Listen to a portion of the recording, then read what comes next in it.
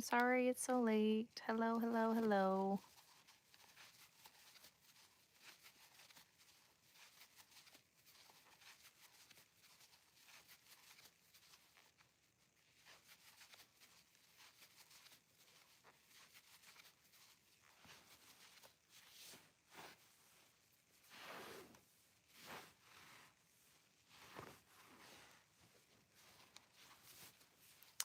Hello, hello.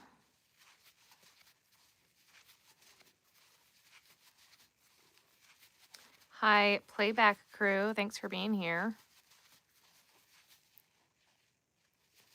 I should count how many stitches we have since there's not a lot of people in here. Actually, my count says 0.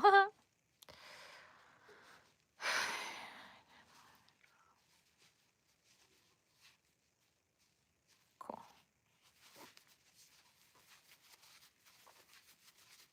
There we all are. Hello, hello. Hi, guys. Hi, Stephanie. Hi, Aaliyah. And we're live. Yes, we are. Oh, you know what we should also do? Because you know we're going to need to. Subscribers. All right. There we go. Don't worry, guys. I remembered. Hi, Courtney. Hello, hello. Hi, Mary Jo. Hi, Robbie. Guys, did the Eagles start playing again? I don't know.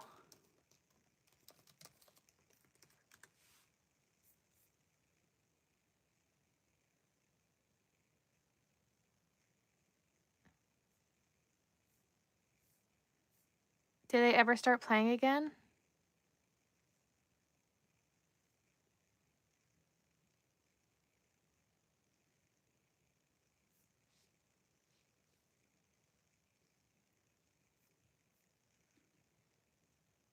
Yes, we are up late. Yes. No, it's late. It's late. It's definitely late.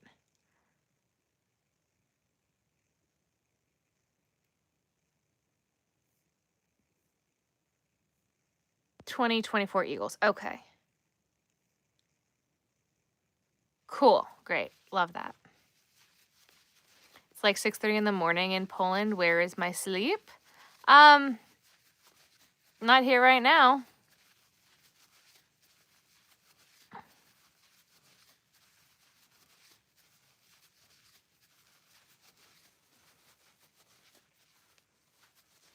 Guys, I have so many things that I need to put together still. I have so many things that I still need to do, and I haven't done like half of it.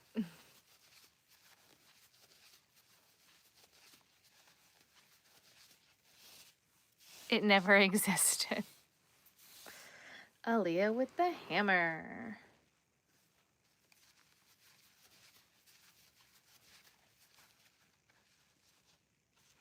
In case you're wondering what I'm making, I am making a bat. On a bat kick. I have a lot of wings. I don't have a lot of like bodies for bats. We have a lot of stuff we gotta stuff. Actually, I guess it's not a lot. There's 2 things we gotta stuff. And then I'd like to make a few more of the mushy men, like the little mushy boys. And then I gotta put the tops on the heads of the mushy men that we made the other day. And yeah. Craft show is this weekend.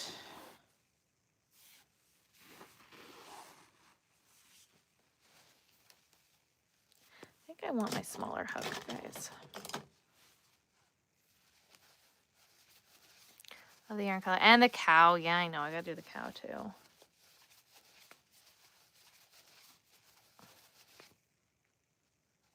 The cow is on the couch to be done. At the beach. No, the last beach show was last weekend. Labor Day was the last beach show.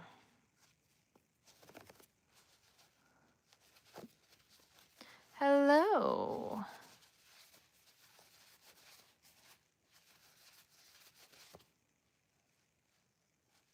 And honestly, I vlogged a little bit, but I had like nothing to say about it.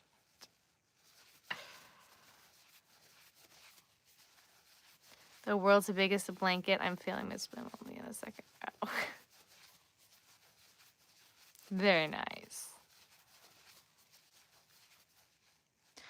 Are we doing any Halloween and Christmas shows? I don't know yet. Would I do the beach one again next year? I mean, I do the beach show every year. I'm not going to do as many of them at the beach next year. It was just too many in a row.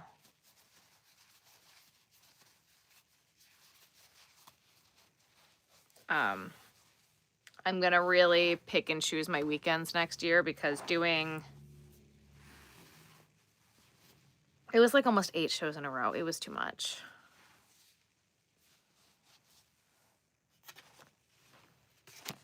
I'm taking a bite of food, guys.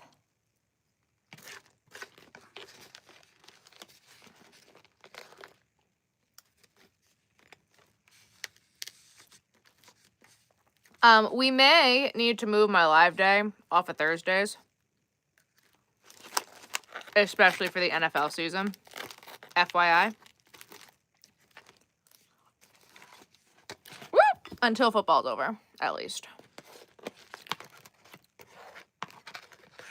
Because I'm all of a sudden a sports ball person. All of a sudden. Your hands hurt so much? Oh no. Well.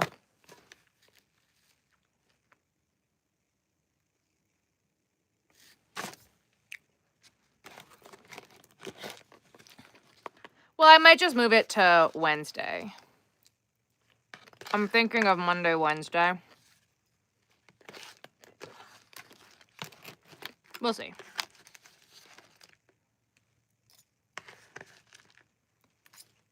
Two seconds, guys. I have like all these little pieces of cheesesteak that fell out of the sandwich.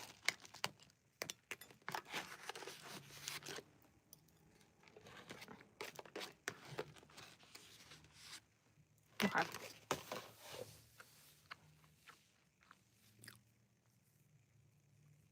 That was the only one. It is snack time, guys. Y'all give me a second. I also gotta grab other yarn. It's right there, but I gotta grab it.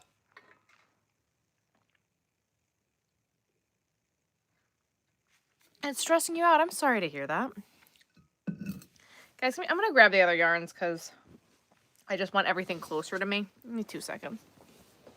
I'm just thinking about it. I did not... Whoa! Because Aaliyah's going to keep yelling at me until I finish the cow. So I really feel like I should finish the cow first, honestly. I think we're going to do that. Should I also put red on the tail? Guys, I got to pull up the chat over here because even though, yes, I'm awake at this hour, my eyeballs, they're not functioning. Like, the chat's not happening today. Oh my God, please stop.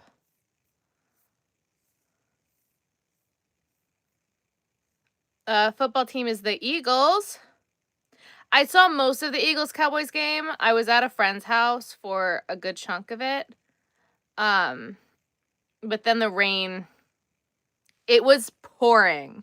And then all of a sudden they were like, delay. And my friend and I were both like, well, that's the rain coming from us because we had been working all day and then all of a sudden it was like boom, boom, boom, and like the biggest crashes, and it was crazy.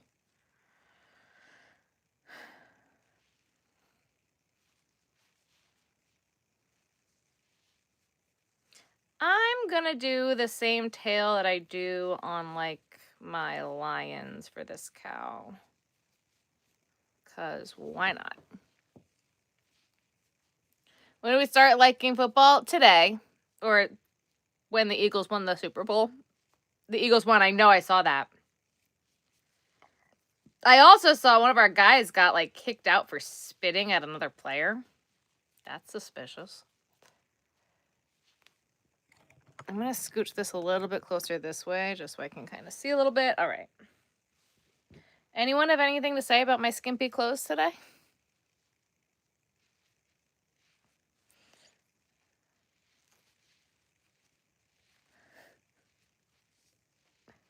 Also, I caught up on Donna and the verdict.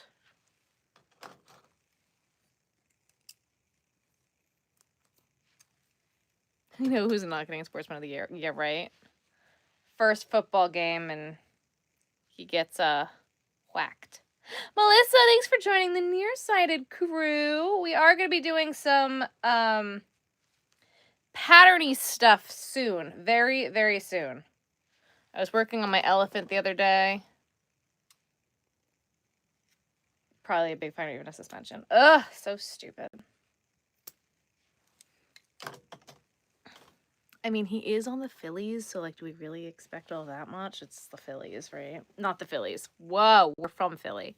The Eagles. The fact that my finger is out is scandalous. How dare I show my wrist? Verdict came back in 3 hours flat. My wrist, guys. Oh, scantily clad. 3 hours, guys. Verdict is back. And prosecution has said they're not done going after people.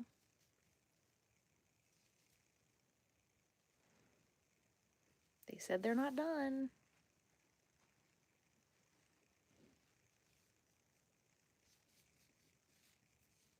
Charlie's was also 3 hours. Donna's was a little bit longer than 3 hours. We're talking about Donna Adelson. Phone wasn't working again. No. Chick Happelman are great at their jobs.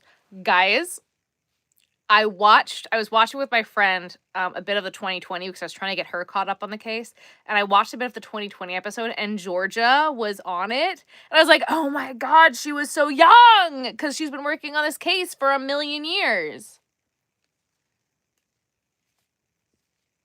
And they said, who is they, Sarah? That's a great question. Dan Markel's family says they've been in touch with Donna's oldest son, with Rob. Did you guys see her eye roll when Dan Markel's mom mentioned Rob? Donna stopped her crying spiel show and rolled her eyes so hard. Oh my God. Georgia ate Charlie up on the stand. Yeah, I'm going to have to go back and watch that. I need to see it. I'm ready. I'm here. I'm so excited. Soy excited.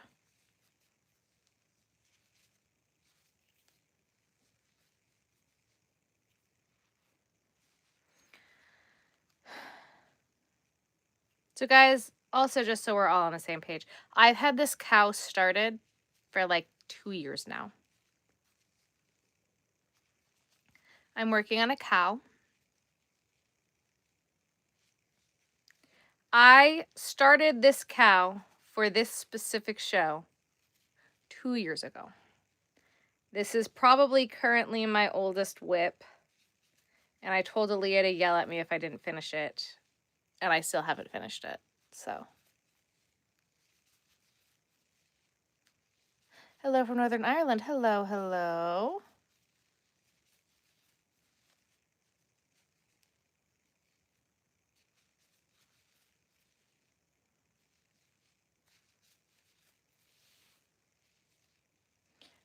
Court on the, I watched Court with Emily D. Baker.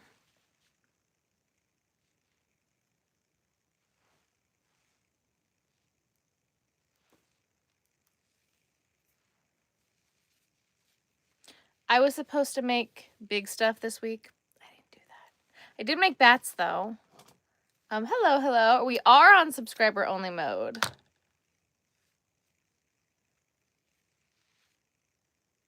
Brighter eyed and had more faith if you.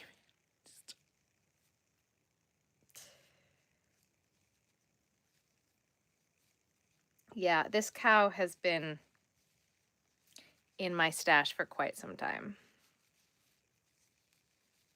And then while I cleaned the yarn room, because all of you guys yell at me when I keep moving everything around, but I find things when I move stuff around, and I found the tiniest bit of this yarn left to actually finish it. Ooh, Jamie, message deleted by Nightbot. I'm waiting for her to get caught at the airport like Mommy Dearest. I don't know. I'm also questioning if they're going to go after Harvey.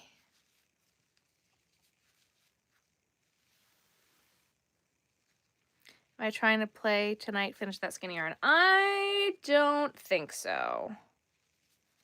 Maybe. I don't think so, though.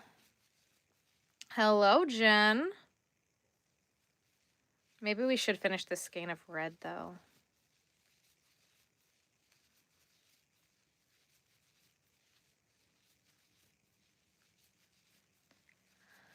I have a headache, guys. Oh, that's why. My chat here isn't updating.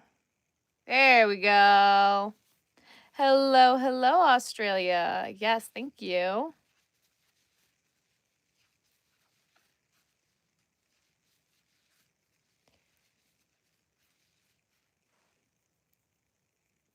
I wanted Harvey to be charged right after verdict. I wanted to see Harvey walk out, and they didn't show it, and I was so upset. I was like, no, I want to see Harvey walk out. They didn't show him walking out of the courtroom alone. I did. I watched her as she like made that originally.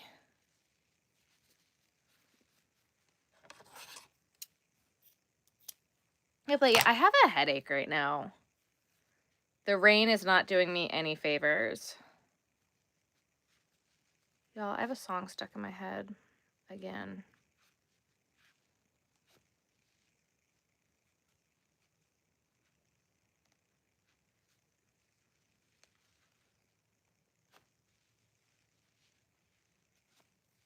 Hi, you're new. Hello, hello. He was crying more than Donna. Her outburst, I can't even. Aaliyah, you gotta watch it. It was so good. Between 100 and 103. Oh, God. Yeah, no, it started to rain, and I was like, oh, my head. Oh.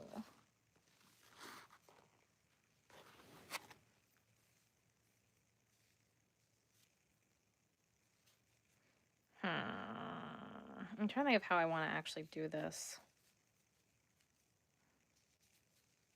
I think we're going to just go for it. I loved the judge. Oh, yeah, he was great. We watched The Secret Lives of Mormon Wives. Yes, new season, November 13th. I'm ready. I'm so ready.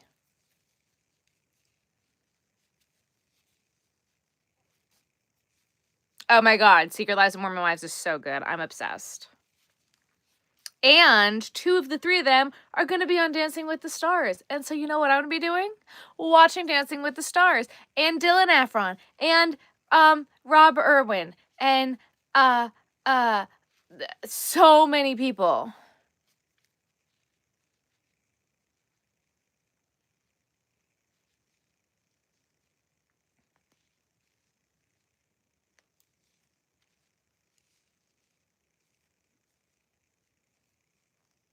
Not Mormon Housewives. Secret Lives of Mormon Wives. It's about the mom influencers from TikTok with the swinging scandal and the Utah whatever. Oh my God, I've been obsessed with it. I haven't shut up about it. I'm obsessed with it. Secret Lives of Mormon Wives. It's 2 seasons right now. Season 3 is coming out in November. I'm so excited. I am working on a cow that has been in my stash for far too long. Topanga. Meredith Blake from Parent Trap. So many big names. I'm so excited. Danielle Fisher from Boy Meets World. Alex Earl. The Mormon Wives. Zac Efron's brother is gonna be on it. Secret Lives of Mormon Wives is on Hulu. And be set because you're gonna not turn it off.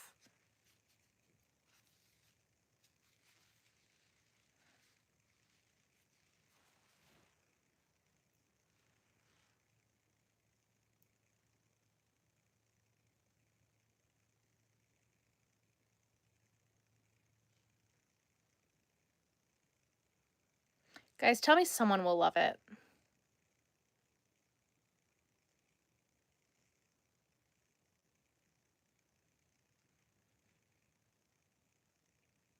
Tell me to do it. Someone tell me to do it.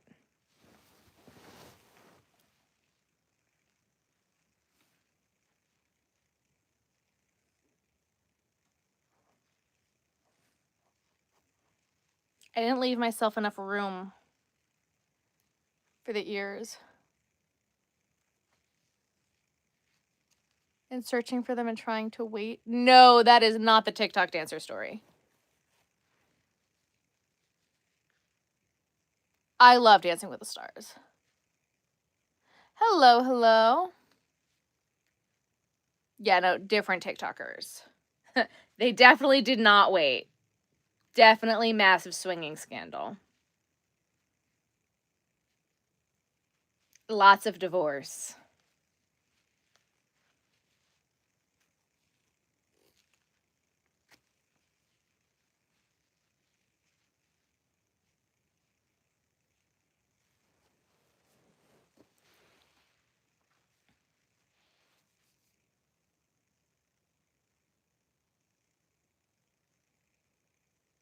Do it.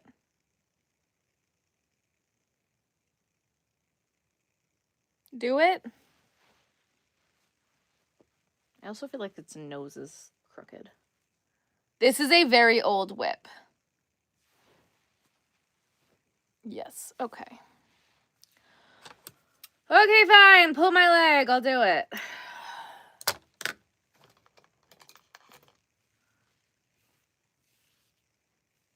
Kind of wish I would have added some other colors in with it, but... So a new beanie. This one's black. Yes.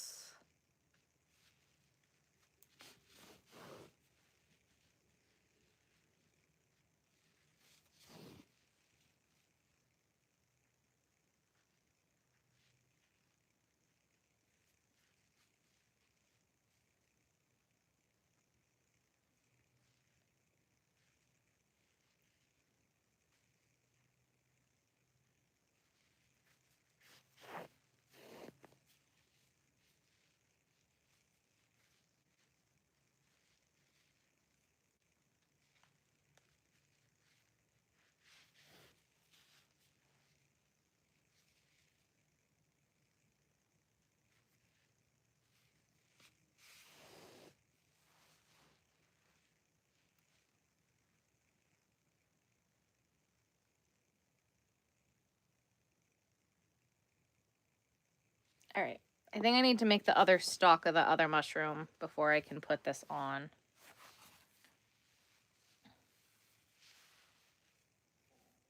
$14 football cane keychains. You're procrastinating so hard. Yes. I did not sell the watermelon cow.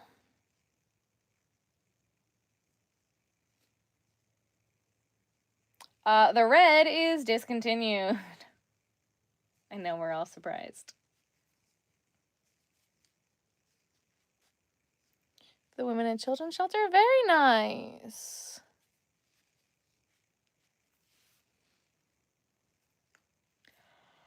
I'm ready for sleepy go night time, guys. My head hurts.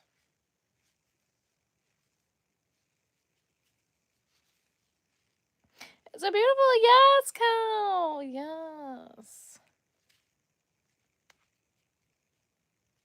I think if I don't finish anything else, if I finish this cow, it will have been a successful week. When is knitting machine time? In a few weeks. I gotta work through some more yarn in this room before we can break out the knitting machine, and I can't get to my knitting machine table right now.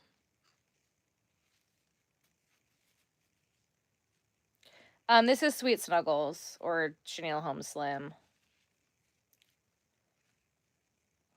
I put the table in the office, and then I buried it.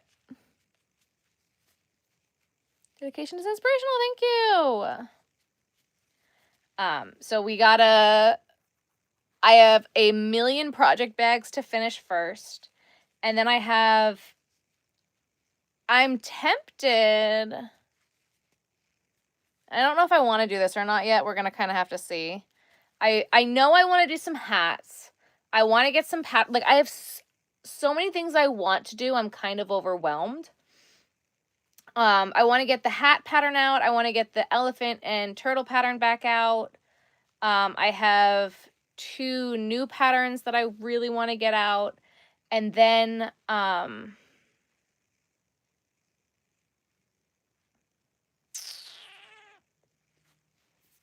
it is. I think I might want to try to use up all of my whips to the best of my ability. Will that be wise? I don't know, but I think we might try. Because I have a million sea turtle shells made, and I don't know if I want to use all of them up, but I would like to use at least some of them up. I don't know.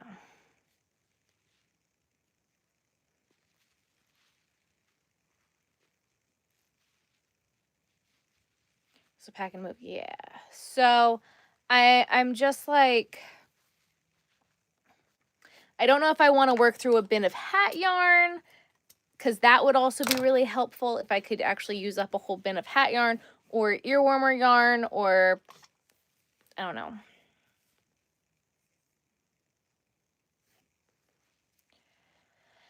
I don't know. So I don't have any plans at the moment to break the knitting machine out right away once we have the ability to do knitting machine lives again. I also have a bunch of knitting machine, like I have earwarmers from last year that I still need to sew. And I gotta also update the website for the drop, for the stuffy and earwarmer drop on the 19th. On the 20, whatever, wrong dates.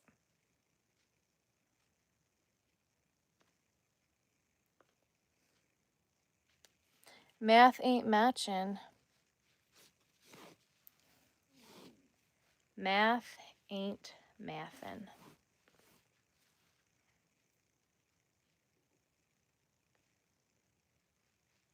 Guys, I had to help my friend's daughter with some science homework today because she was struggling. And they're going over, like, the parts of the cell. Anyone remember that? And mitochondria and all of that nonsense. And you know how hard it was for me to be like, well, don't worry if you can't get it, because you're never going to freaking use this.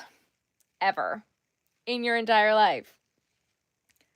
Unless you're teaching a 7th grader about science.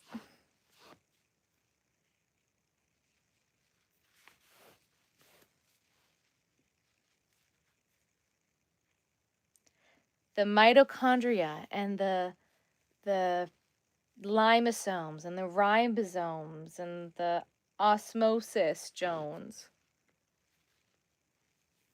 No word on the job yet. It's freaking cold in Minneapolis. Oof. I still remember them. Yeah, you remember them, but have you ever needed to know the parts of the cell for anything?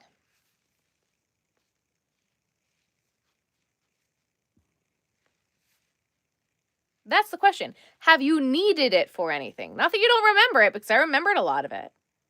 But did I need any of it? No. You know what would have been a lot better for me to learn? Taxes.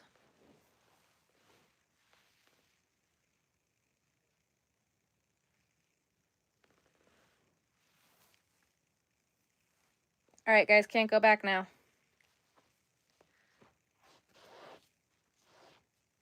LOL, not once. That gaslighter's often used.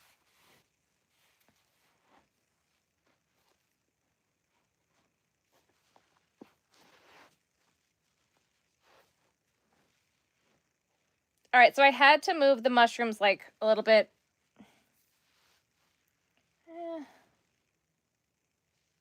It'll just fit if I put it back there, and that'll look better. So I'm going to put them in the back.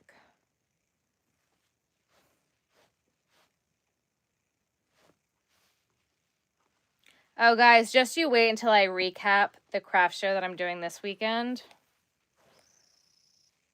I got so mad today, I almost wasn't going to show up. Not everyone needs that information to continue with life, right? Taxes, balancing a bank, how to invest money, how to save for a Roth IRA. Like, you know, insurance, using the term in network versus do you take this insurance? Like shit that's like important, you know?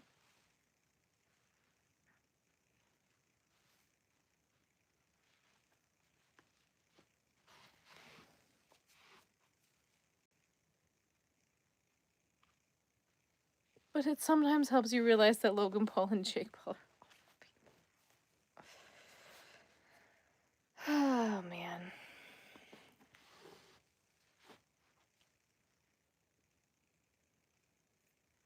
Yes, but Aaliyah, sometimes no matter how hard you try to inform them, some people will just not believe that. And it's not their fault.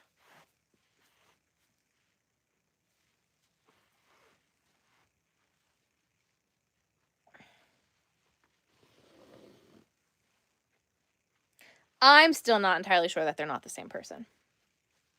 Oh my God, stop. What did I do?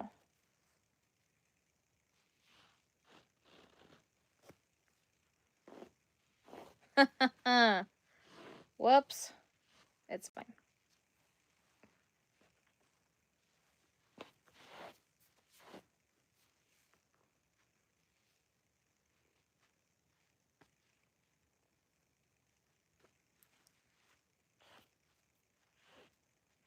I had a take, but I don't remember much about it because I moved so quickly. Yeah, they didn't go over any of that at my high school.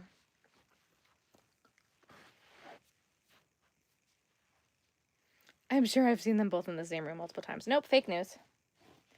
Fake news. Fake news. They're the same person.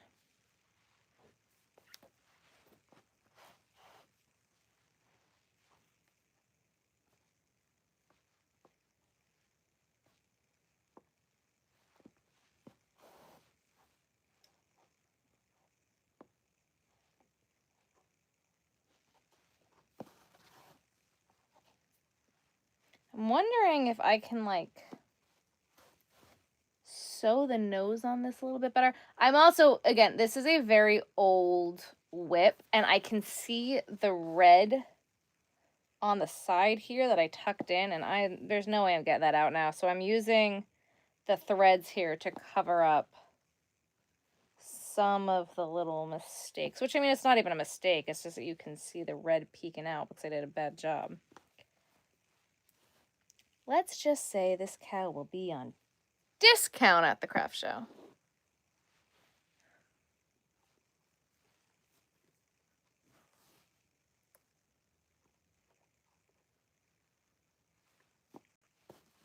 I don't know why I never finished it.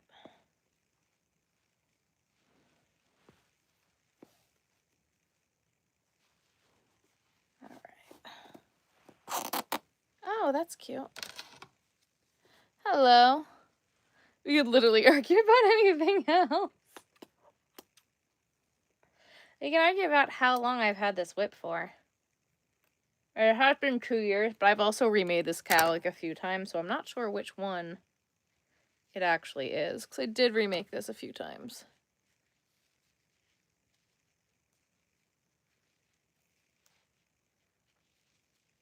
You'd say you didn't want to and make 50 other whips. Whoa.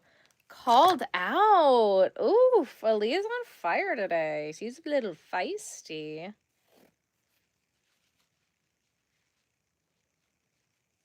Called out. Oh, I'm going to sew this on here better. Hang on. We're all just going to appreciate and understand that this is not my best work. And you know what? That's okay.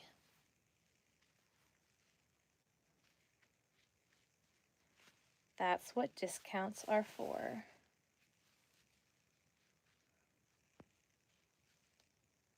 Nope.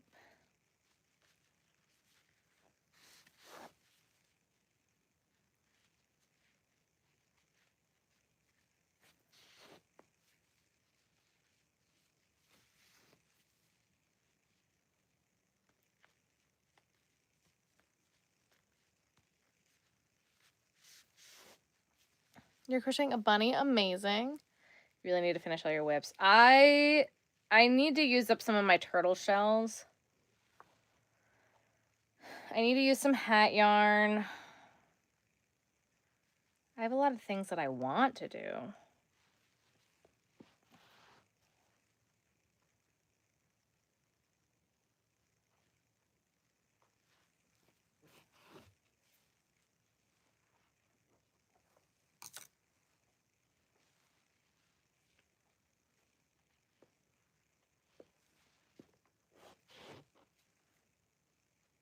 Guys, what did I say I wanted to do once this craft show's over? Hey, Aaliyah, can you make a list for me and send it to me? Because I'm sure you guys will remind me of more things. Addicted to Kelsey's kelp bucket. I've made up almost 40. They're so cute. I have a handful of cotton in the garage, and I should make some. You loved all my penguins. Thank you.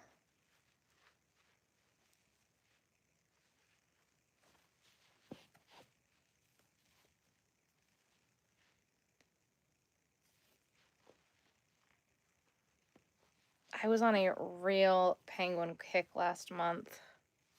I still have a few more that I want to make. I really want to get rid of all of my fur. And not like get rid of it, but I want to use up a good chunk of it. It would be good. And I'm going to see if I can't pull this all the way down here. That's right. I was telling my friend about the Donna Adelson trial, and we were looking for stuff to watch and like trying to go over it and whatever. And I wasn't really paying attention to what I was crocheting, and I made a mushroom man, and oh my god. I was like, thank God mushrooms don't have a distinct shape, because this thing is the weirdest shape I think I have ever made in my life. And I was like, oh, well. You know, it happened, and it's fine. This was also before I started doing my legs the way I do them now, so there's like a few miniature, but they're definitely distinct holes the way some people write their patterns that do the legs this way, and I don't want that. So that's now fixed. Is there one more in the front? There is. Wow, so surprised. Ruby and Dana too. I made a couple of the kelp bucket hats. They're so stinking cute. Yes. Aaliyah, are you ready to make a list for me? Are you able to do that for me? If you can't, that's also totally fine.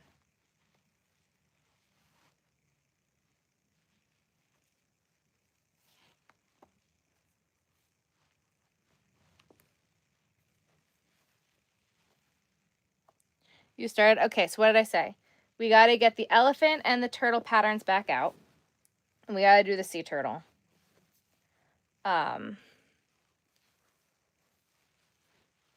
Write down for me, please, Halloween pattern.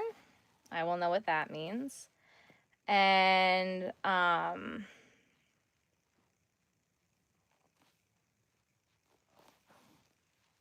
the other, just say the other one and I will know what that means. We got to take pictures of all the earwarmers and all the stuffies that are left and list them on the website. I got to do my taxes. That's going to be a priority. I got to pay my credit card bill tomorrow too.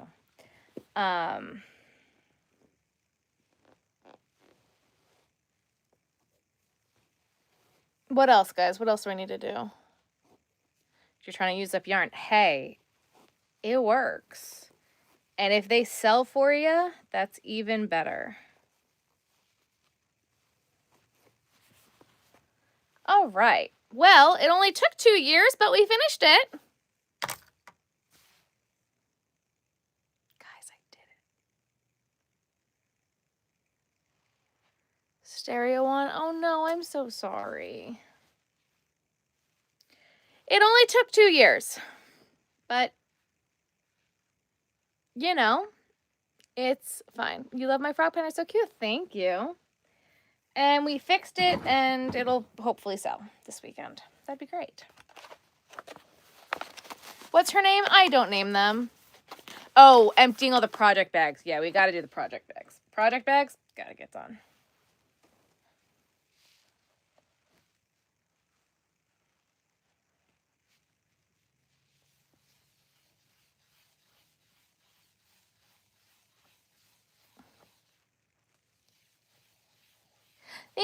for being a member for 5 months. Oh, welcome, welcome. Congratulations.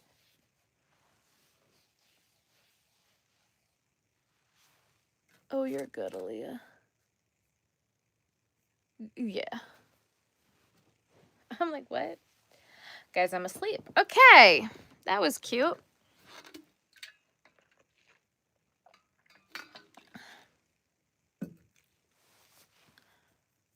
All right.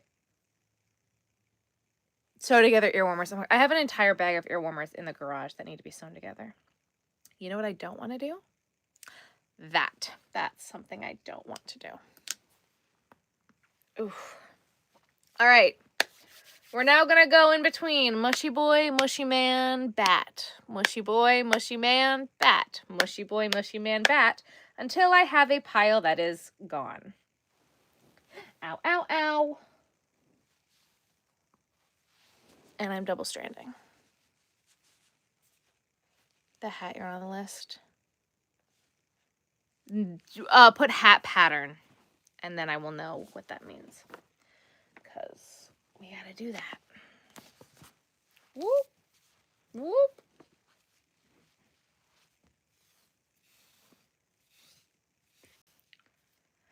Because it wouldn't be so bad. I mean, I'm going to stop talking.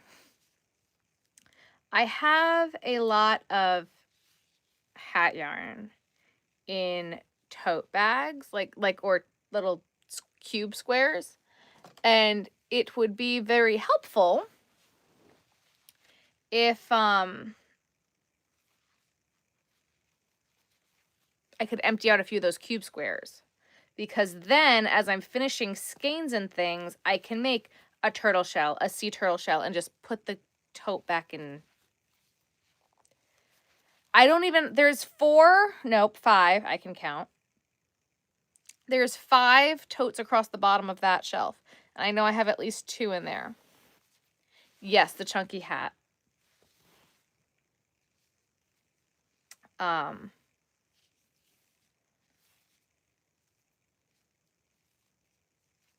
Oh my God, this just completely and utterly nodded on me. Okay. Words, what am I saying? I'm saying words. I'm saying things. Oh, right. So the cube squares, if I could get those empty,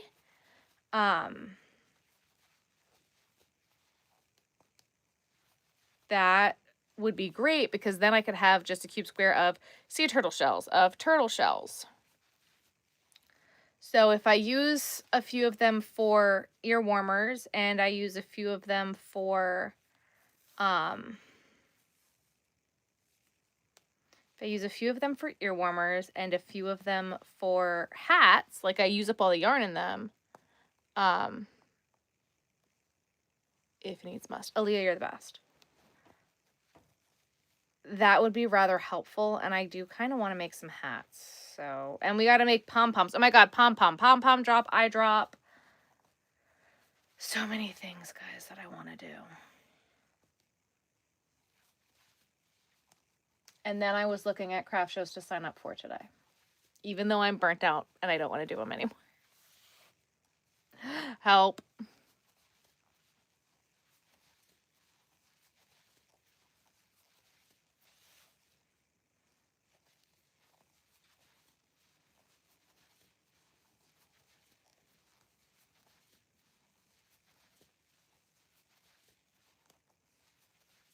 Pom-poms and eyes on list. Yes, please.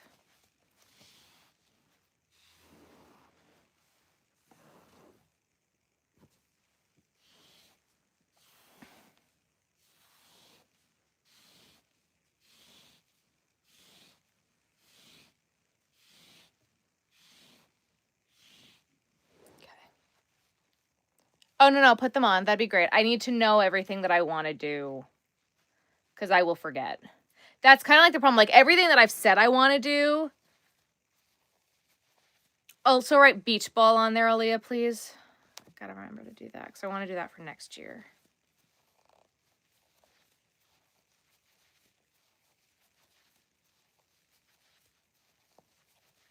I think another thing we're going to do after this craft show, I have like a lot of like small thick scraps.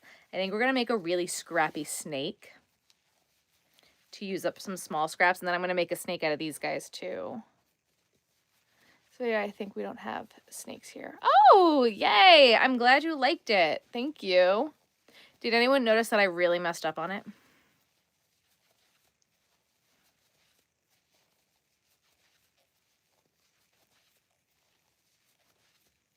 And then I think next week I'll also start on the finish the wall. But I think we're going to take like 2 weeks. And then we're also going to do, I want to do my Halloween sweaters and Christmas sweaters. Could you put Halloween sweaters on there, Aaliyah, please? She is the other half of my brain. God bless, because I'm so all over the place. So times are fast. Thank you.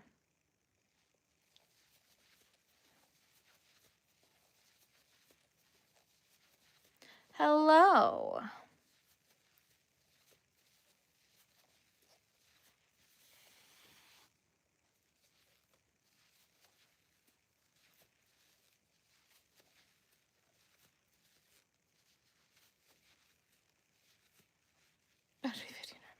My brain just can't remember anything. Much love. Thank you. Yeah, I want to use the yarn on my desk. I want to use the yarn on the shelf. Like, I have so many plans, and then I'm so in my head right now because I'm like, I can't handle any more craft shows right now. I don't want any more craft shows. I don't need any more craft shows. Like, craft shows not in the cards for me right now. And then I'm like, oh my God, I'm going to start making all sorts of stuff. What am I going to do if I'm not market prepping all the time? What if I like then have too much stuff and I need to like do a craft show? I'm like so in my head. Making a bunch of stuff for August, and then I saw you were live. So I was like, okay, well, welcome. Welcome to the Hot Mess Express.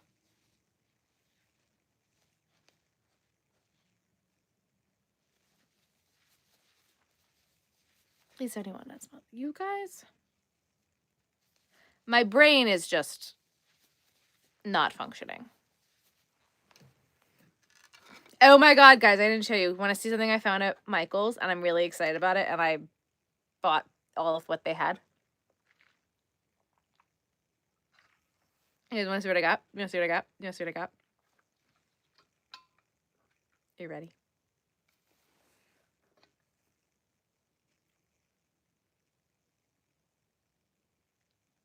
It's Rue! It's the Rue.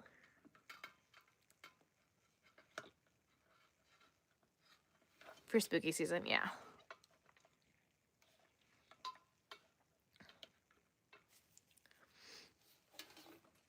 I'm currently signed up for one Christmas craft show.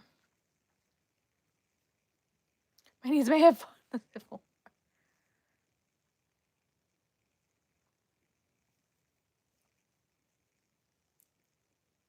believe on him like Tom Hanks' character in Polar Express. Aaliyah, I love that. Oh my God, my brain. My head hurts. My head hurts, so my brain is not functioning. I also am probably going to, like, I mean, I'm going to obviously keep crocheting. I'm going to try to keep going through yarn and making stuff, but I'm also wanting to get the rest of my house in some order of semblance. So I'm going to, like, tear apart the bathroom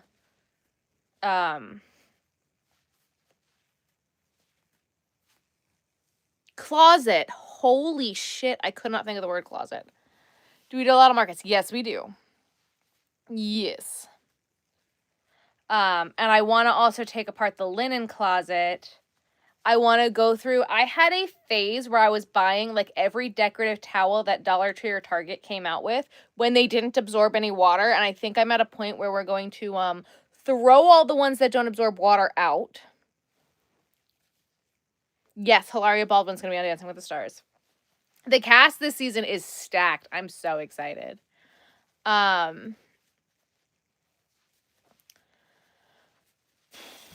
So I also have a lot of other work to do. Does my Bushy Boy plushie sell well? At the mushroom craft show, yes. A lot of other times I get what is it or what are they, and then when people realize it's a mushroom, there's like a few colors that will always sell.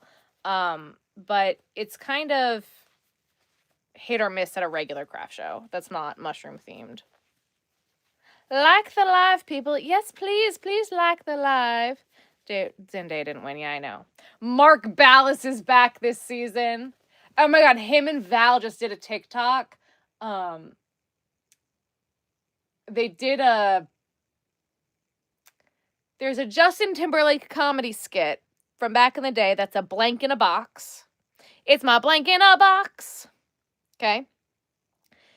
And Val and Mark Ballas said, it's my blank in a box. And they had a small mirror ball in between. And I was dying. Topanga, yeah. The guy from Pentatonics is on it.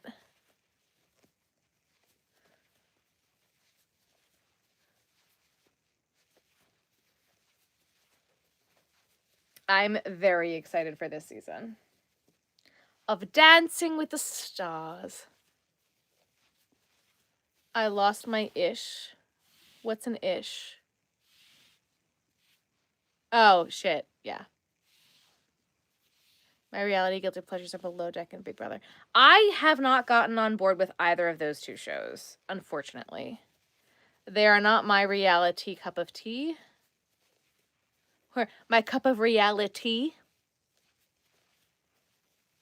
If I caught up on all things Donna, we have been talking about all things Donna. Yes, I watched her verdict live. It was lovely. I was very pleased. Her eye roll when they brought up Rob. When Dan Markel's mom brought up Rob, her eye roll. Ma'am. Ma'am. Nuh-uh. And Georgia said they're not done going after people. I'm very excited to see who's next. Very excited. I move fast. Thank you. I try.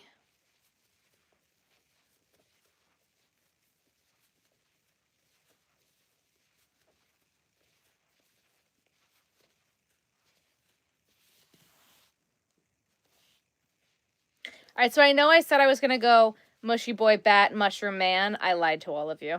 I lied.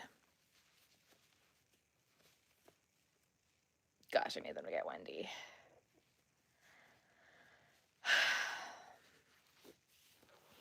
My issue with Wendy here, okay?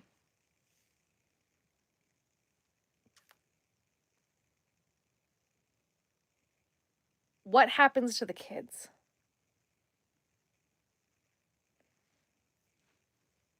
These kids have been through enough. They've lost their father. They've lost their grandmother. They've lost their uncle. And Wendy has basically been keeping them away from Dan's parents. What happened? Like, what happens to the boys if Wendy goes to jail? They go to their estranged grandparents? Like, I feel like that would do more harm than good. Like, it's... And that could just be my opinion.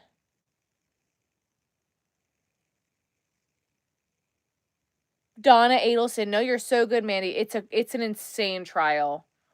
And like the boys are 13 now. Like this is all they've known. And you're gonna rip them out of their whatever state they're living in now, because I don't think it's Florida anymore. They've watched their grandmother go through trial. They've watched their uncle go through trial. They've had their mom testify twice. And then you're gonna force them to move to a different country? Like, I don't even know how that would work, because they would have to move to Canada?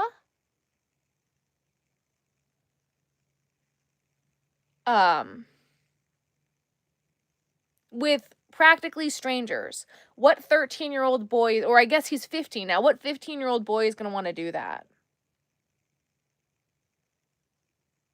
Well, so I'm sure they do, But anything that Wendy has testified to, she has immunity for. And she's now testified in 2 trials. What else is there? I mean, we don't know, I guess, right?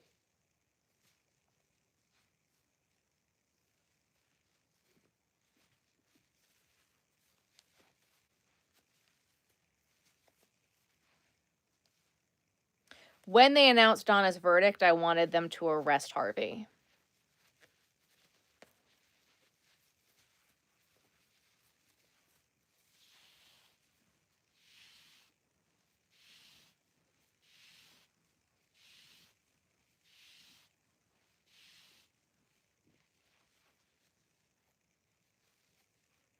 Make victim in this scenario, as everybody thinks. Oh, I completely 100% agree with that. I'm just thinking about, like, as horrible as all of this has been, and I'm not saying it's right, and I don't want her to get away with it, but what about these poor kids? You know? What is that going to do to them? Where's the justice for the kids?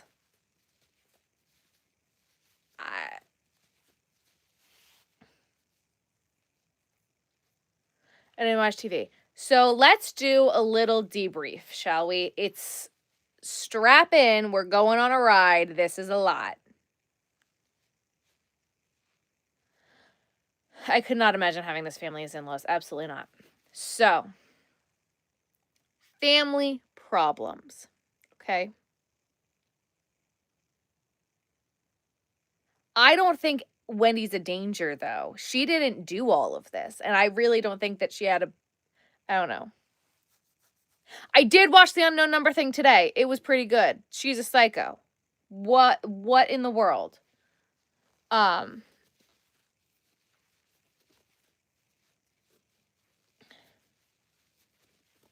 Words. What is the Adelson case? So, the person who passed away was Dan Markel. Beloved law professor, Harvard graduate, lawyer at FSU. He was going through a apparently non-contentious, says the divorce attorneys, divorce. It was a horrible, awful, terrible, miserable divorce. The biggest issue of the divorce was that Dan and Wendy had 2 children, Ben and Lincoln. So this was a custody battle with Wendy Adelson and Dan Markel getting divorced. Oh, but they just testified that it wasn't a contentious divorce.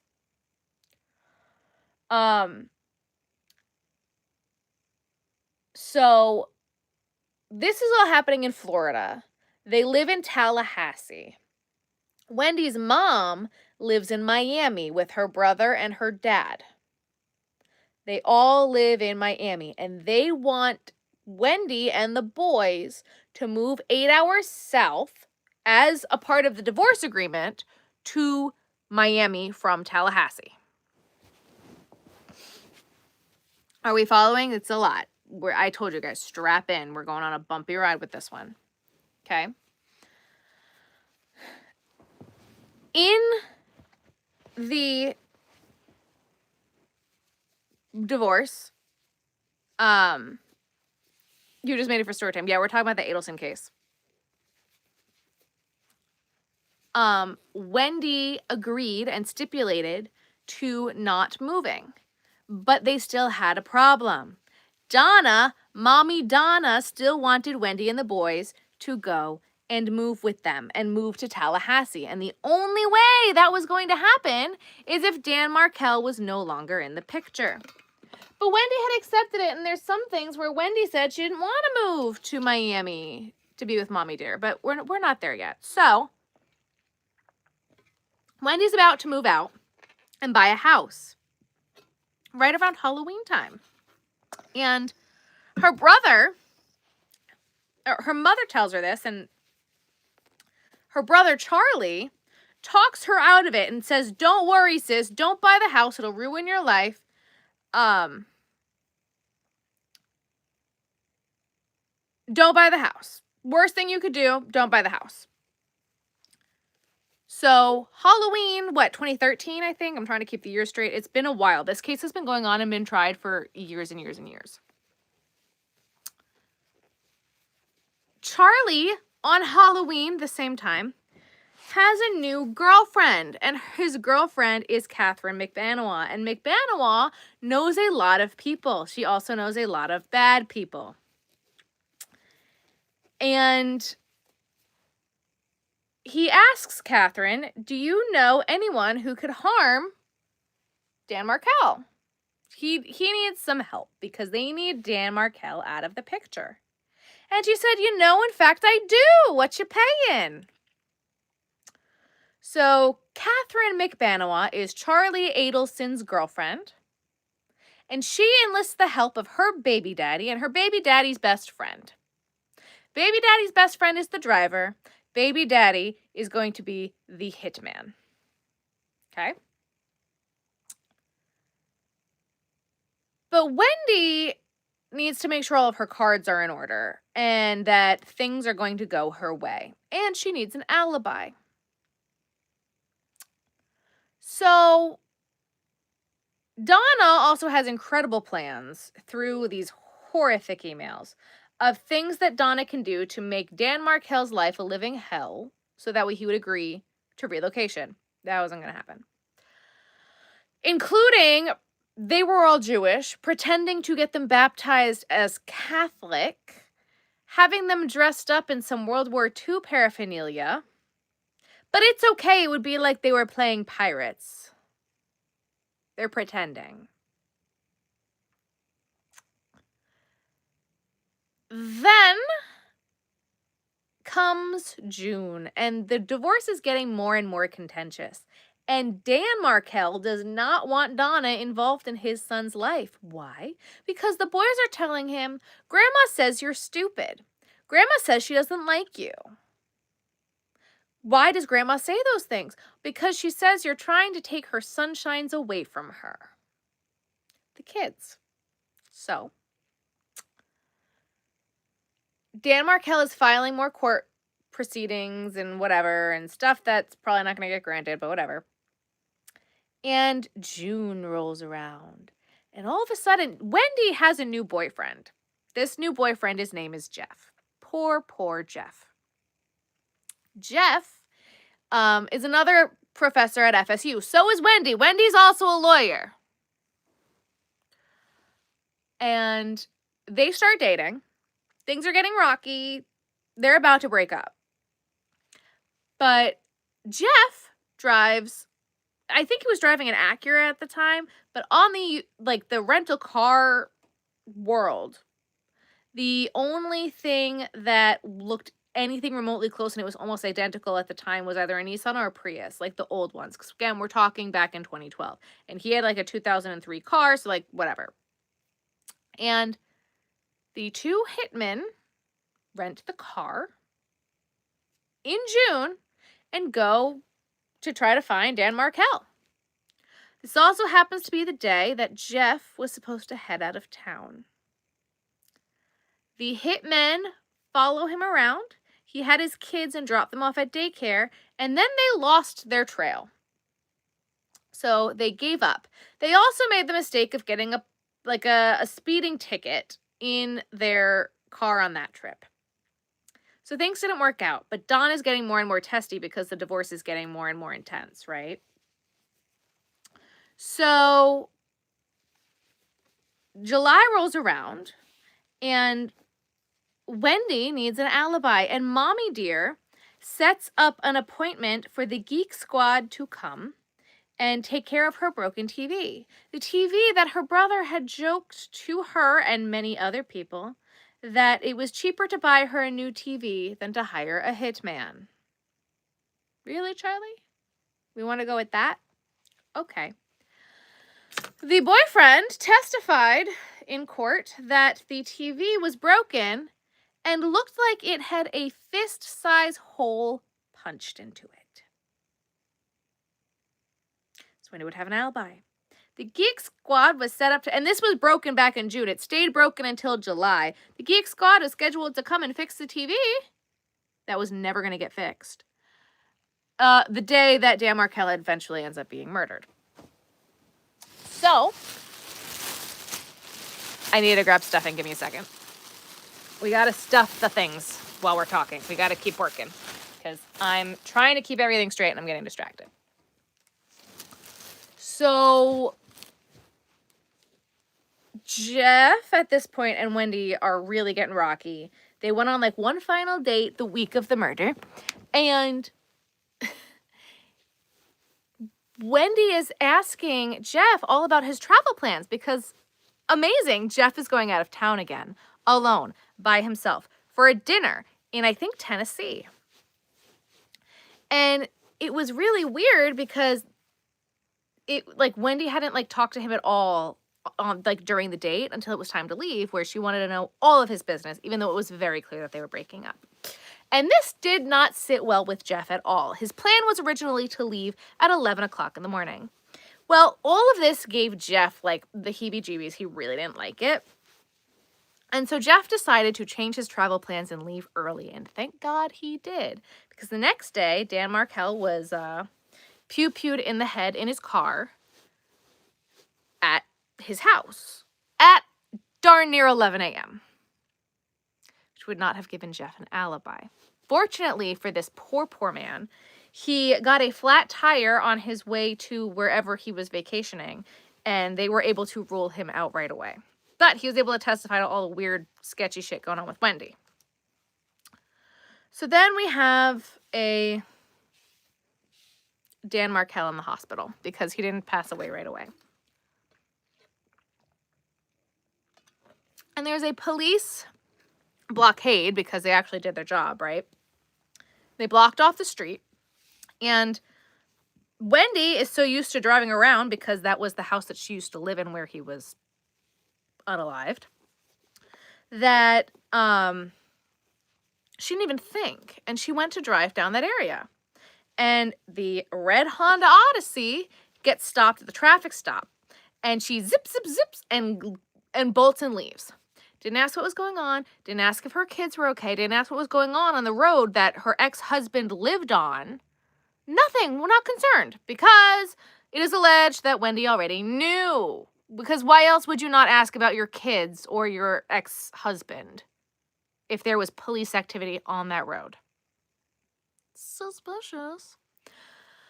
Wendy is then picked up at a lunch with her friends and told what happened. And while she was at the police station, she called her mother.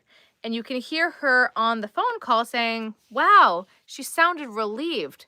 That's a relief. She sounded upset. That's a relief. Because Wendy really thought her mother could have been involved because she was.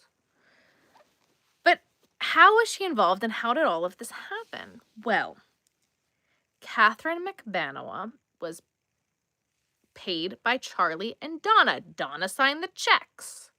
Donna had access to the money. Donna put the plan in motion. Wrote the checks. Charlie gave the checks to Catherine. They were getting paid out of their business because they had a dental practice. Then so many things happened. They also paid her some cash. They also paid her checks and put her on payroll, even though she never worked a day at the dentist's office. There was all sorts of money fraud going on, but that's neither here nor there. And Charlie also, at this point in time, got her car fixed a few times, got her a new car, and paid for her boob job, in case we were wondering. Oh, also some dental things, like cleanings and veneers and stuff like that. So Catherine was getting paid, and they played the follow the money, and that day in court was just so interesting. But the Prius that they rented to do the murder was caught on the bus cam footage and at the Sun Passes, which is kind of like Easy Pass for all of those of you who are up north. Sun Pass is Florida's version of Easy Pass. And they are caught on camera going to the bank, the drive-through ATM to deposit money, which is when they got their faces. When they then looked at their stuff, The hitmen, both of them bought new motorcycles, new cars. Like, they spent the money right away. Yes, Leah, thank you. Please feel free to chime in with anything that I missed because there's so much. It's absolutely insane. The way they were paid was also very rather strange. They were paid in stacks of $1,000 stapled together, but it was all $100 bills. Who in their right mind staples money? And not only that, like, Catherine didn't go look at the money right away because she testified. Amazing. And her testimony was so good. The money, when she went to go get it, was wet. And she asked Charlie, what's with the wet money? Like, why? It was like starting to mold. It was in plastic bags. He goes, oh, yeah, my mom washed the money before she gave it to me to give to you. Washed the money. That's not what laundering money means. We don't actually wash the money with water and soap. Okay. Stapled together in stacks of $1,000. They were each going to get they were going to get $100,000 split between the three of them, and then Catherine ended up getting a whole lot more money, but they played follow the money. So Sigfredo Garcia and Luis Rivera are both arrested. They are the gunman and the driver. Right. Laundering money and washing it. We're talking about the Donna Adelson case. Very crazy. Where was I? My brain. I read comments and my brain stopped functioning. I actually used to watch my tips when I was bartending years ago, and I'd use an iron to dry out the crisp. Oh my God. So, where was I, guys? Where was I at? I lost my train of thought. They arrested them, okay? So they arrested the gunman and the driver. The driver, conveniently enough, was already in federal custody on a different charge. And everything was kind of like train cars. I think the prosecution, especially in this case, did a really good job of like explaining how nobody else had contact with each other. And that's how they're getting all of these people. It's going one train car to the next train car to the next train car. Sigfredo and Luis only spoke to Catherine. Catherine only spoke to Charlie. Charlie only spoke to Donna. Donna spoke to Wendy and God knows who else. Probably Harvey. But so they picked up Luis Rivera and Sigfredo Garcia first. Luis turned on Sigfredo, right? I think so, because he was in custody. He didn't want life. He wanted 19 years in federal prison and to stay where he was. They gave him that. Fantastic. Amazing. Sigfredo was arrested. They then, like almost right after arrested Catherine, were able to link them two together and link her to Charlie. Sigfredo had also seen Catherine and Charlie out and about, and he wanted to confront him because Catherine and Sigfredo were on again, off again all the time, and he was not happy that he saw him with Charlie, and he, instead of calling Sigfredo called the Adelson Institute, which is their dental practice, where Harvey and Charlie both practice, looking for Charlie to bitch him out, and got the voicemail. That is the only thing that had linked Sigfredo to Charlie apart from the Prius. That they also shot a hole in the floor of, but that's besides the point. So, they shot, the gun went off accidentally in the front seat of the Prius, hit the gas line. They had to get that fixed, and then they went back and found that car years later, and yes, they could still see the patch job of where the gas line was hit, but that wasn't in the testimony through all this. We just know that from the other trials. So then they eventually picked up Catherine. There was a bump operation where, in between arresting the guys and Catherine, with the feds to try to get some movement on their wiretaps, because there are wiretaps, and boy, did it blow up from there. It went nuts.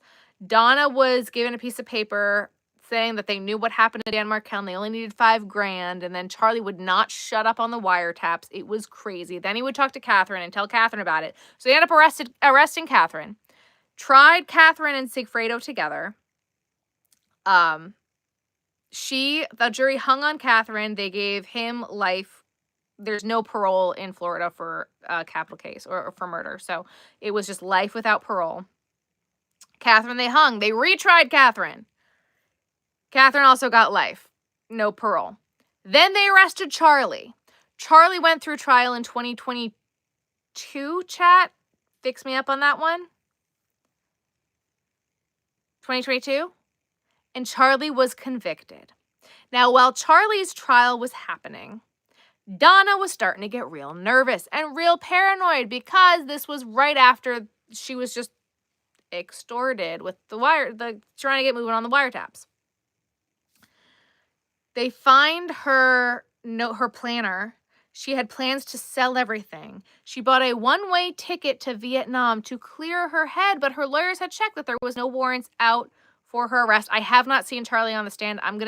After I've been following this case, I'm now going to need to go and watch Charlie's trial because I'm so excited.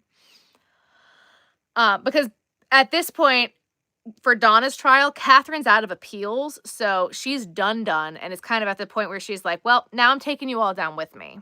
It's wonderful. And they're roping Wendy in, right? Because everything was said, it needed to happen for Wendy. They were trying to, Donna's defense, they were trying to play it off on her daughter, not on her. So, like, oh, well, you didn't talk to Donna. Donna didn't do that. Donna didn't rent the car. Donna didn't. Okay. Donna just paid them. It was just Donna's plan. Charlie was convicted, and on the phone call with Donna and Charlie to the jail that's being recorded because it's a jail phone call after he just got arrested, they don't hang up the phone. And you can hear Donna talking about a non-extradition country. And then she's arrested at the airport trying to leave to go to Vietnam, which is a non-extradition country.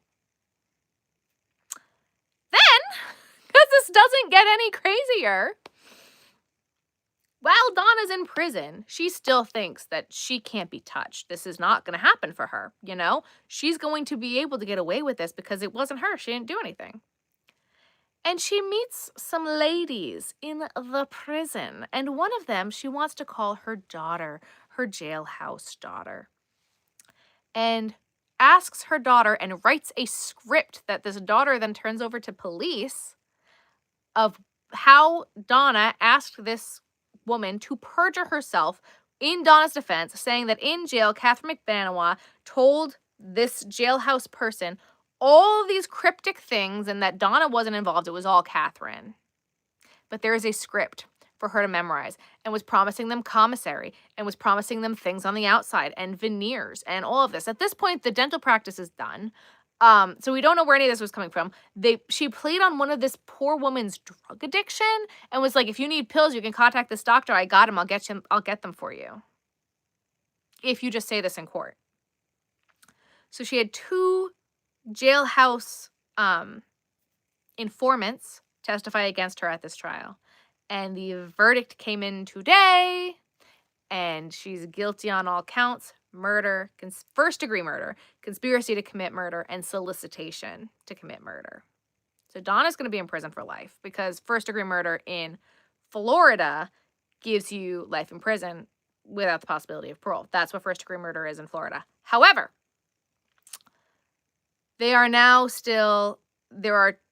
and Dan Markel's family has put forth laws in Florida. There's actually a law in Florida called the Markel law that allows grandparents to file for custody and for like visitation to see kids if one of the parents was murdered. The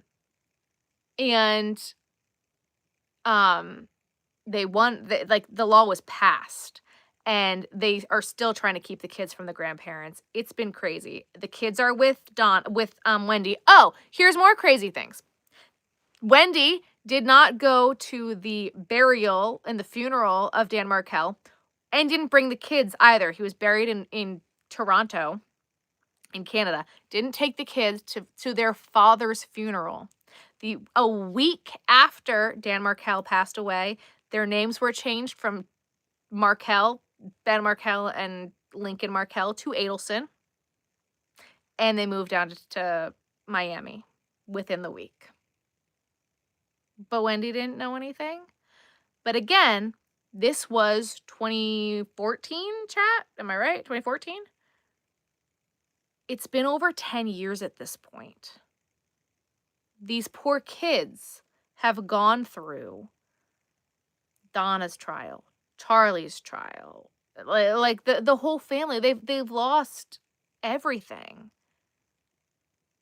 You're going to process, and Wendy had limited use immunity because she testified against her mother and her brother.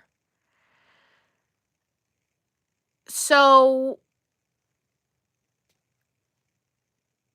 going after Wendy, I'm like, these poor, what are you going to do? How are they going to go to Toronto? Are they going to have dual citizenship and then have a U.S. custody agreement with people who are Canadian citizens to then send the kids like to Canada, adopt the, what? The kids are going to go into foster care, basically. And the kids are now, one's what, 15? And the other one's probably 13?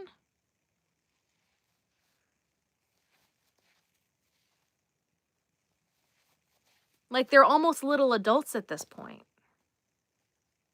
And, like,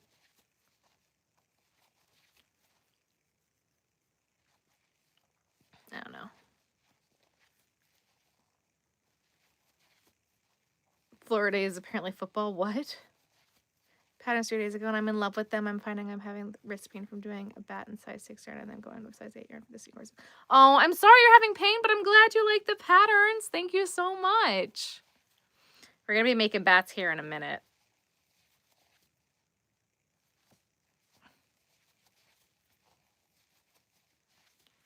We're going to be making bats in a minute. I made 2 more mushrooms today, chat, and I think I'm going to do both of them in that speckly red and not in the other color. Yeah, that's what I'm going to do. Glad I had this talk with you guys that I totally had in my head. So that's the story of the Donna Adelson trial. And so the jury was out for 3 hours today, came back, and she was found guilty on all counts. Bats are so freaking cute. Thank you. Funny enough, I have a bigger bat pattern too. I just haven't made one in a while. I probably should. Not today, but I should. Wow, that's a doozy. I told you guys, buckle up, strap in, because it's a crazy case. Like, and the fact that the prosecution's gone through this now 4 times.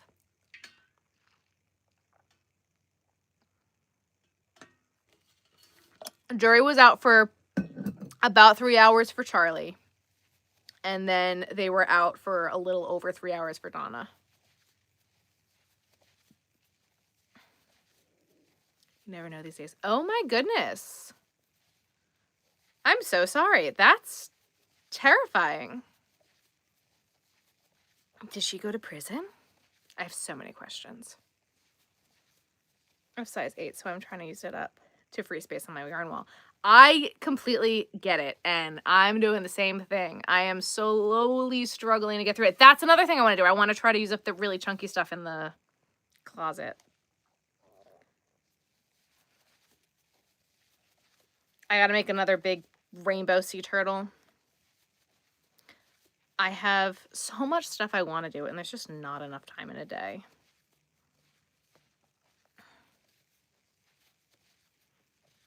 And then next year, we'll start all over again. And once May hits, we'll hit the ground running with our craft fairs. That's kind of what I'm thinking. I'm going to definitely cut back next year. Use chunky yarn and closet on the list. Yes, please. Yes, please.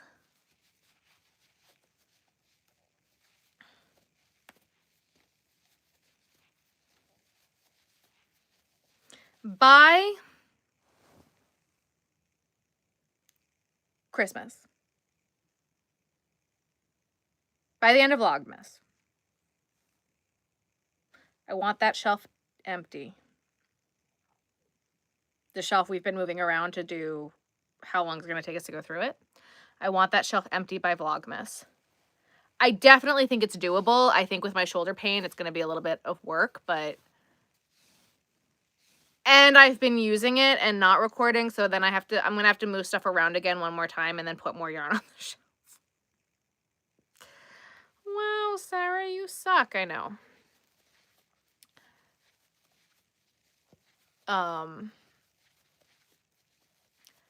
I want to get rid of all the project bags and as many whips as I can and try to get as much yarn in this room as possible.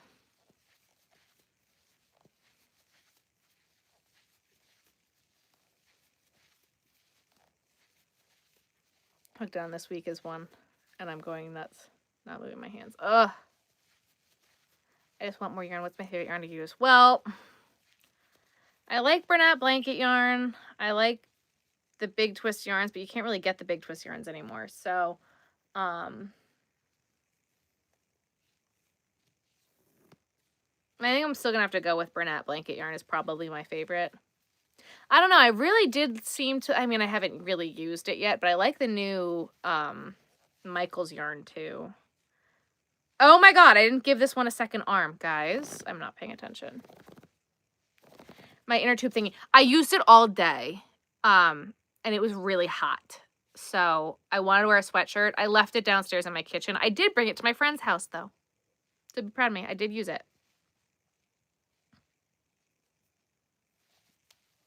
My posture pillow. Speaking of, everybody, here we go. Ready? Posture check. Let's go. And roll your shoulders back. Oh my God. Roll your neck around to the left and to the right. Oh my God. Bring your shoulders up to your ears and drop them. Arm over. Oof. Stretch. Next one over. Oof. Put your arms all the way up. Stretch your fingers. You can see mine. Stretch your fingers. And slowly drop your arms.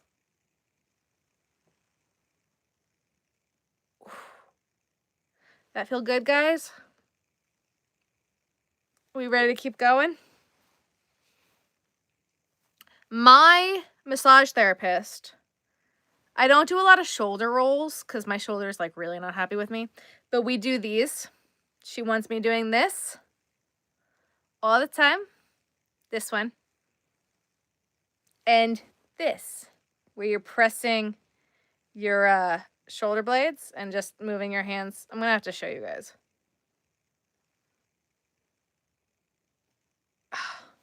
Yes, a lot of inconsistency with the Michael's yarn. I could not agree more. How are we feeling, guys? Was that a good posture check? Go posture check. Yeah, I'm making a mushroom boy. We got to do some more posture checks.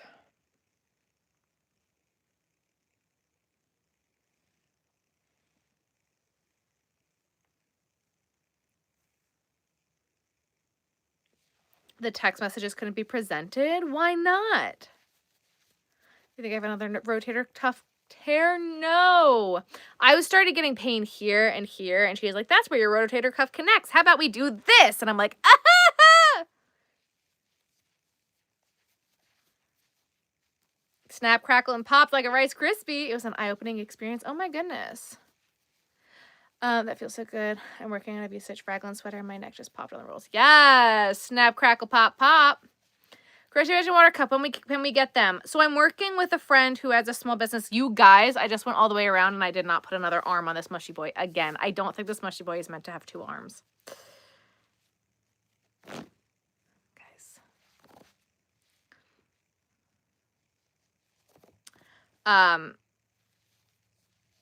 So I should know soon. That is a next week priority. He's still fussing about it, so I sneak yarn and hook after he goes to bed. Is he doesn't let you crochet? Why is he not letting you crochet? He's an amputee. He had an accident.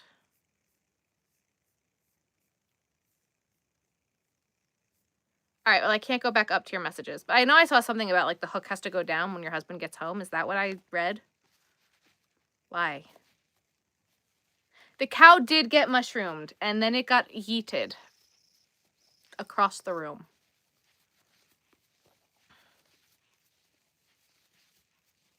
He says it's getting in the way of family time.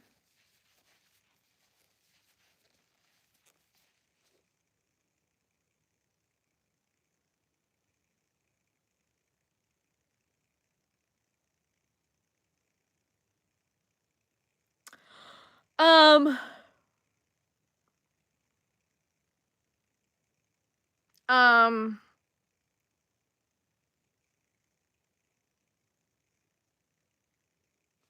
just because he comes home, you have to stop working?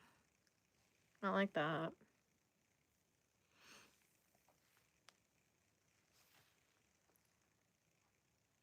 He represents us.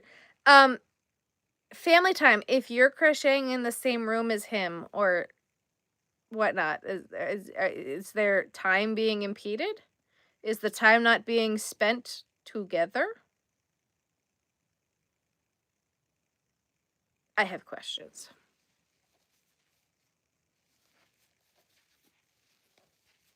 I have questions.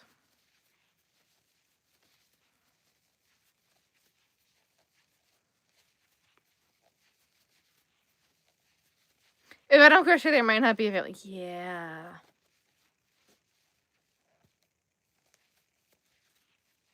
Now, granted, there are plenty of times when Ben does come home from work when he had a job that I would put the hook down when he came home, and then I'd pick it back up again in like an hour or so.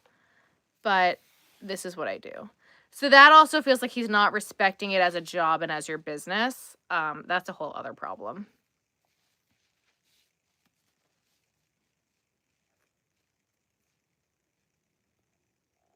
And if that's the case, set working hours. That you will be working during these hours. It is business hours, and I will be working. Oh, right. With my crochet hook. Honestly, excuse my sanity. I can't sit down and just watch a TV show. I can't do it. If my hands are not moving, I can't sit still. I've tried, and Ben will be like, please go get yarn. Please go do something, because I can't. He's told his boss my job is just a hobby. And there's the problem. It's the lack of respect. Ding, ding, ding, ding, ding, ding, ding, ding, ding, ding, ding, ding, ding, ding, ding, ding, ding, ding, ding. We found the problem.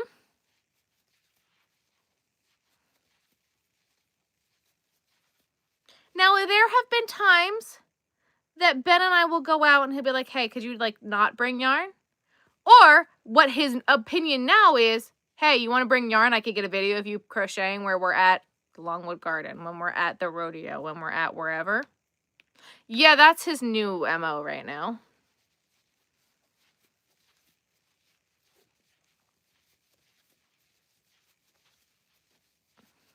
He's been the one recently where he's like, you want to go to Michael's? I'm like, I don't need any more yarn.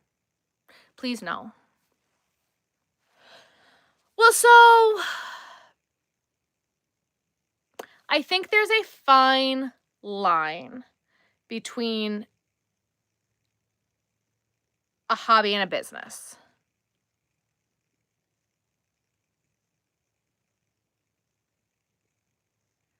So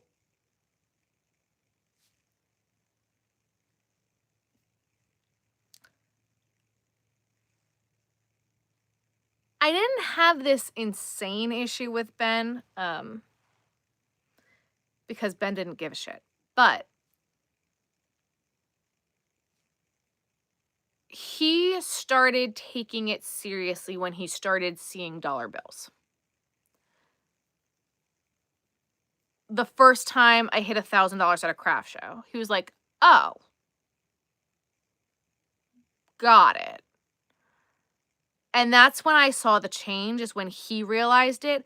But it's also a flip of a switch too, of a mentality shift, that you also have to treat it like a business. It can't just be a hobby. Just because there are plenty of hobbies that you can still make money from, but that's another conversation. And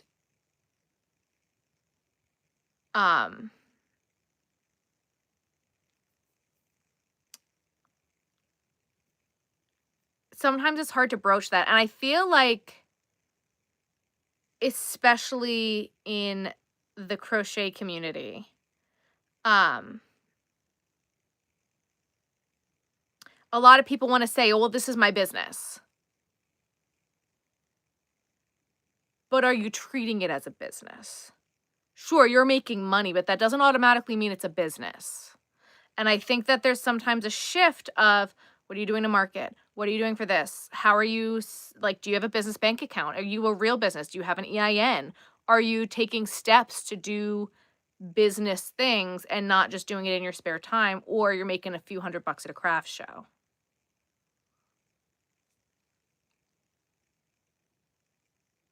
I don't know if that makes sense or if that's what people want to hear.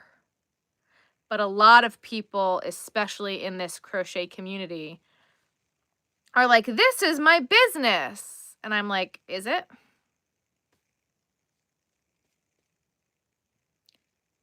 I have a business. I want to start selling. What do you think of Etsy? Well, are you going to market it? What's your marketing strategy? How are you going to get people to come find you? How are you going to get people to see what you're making? Are you just going to list it on Etsy and hope it sells? Because that's not a business. That's a hobby. Do you know what I mean?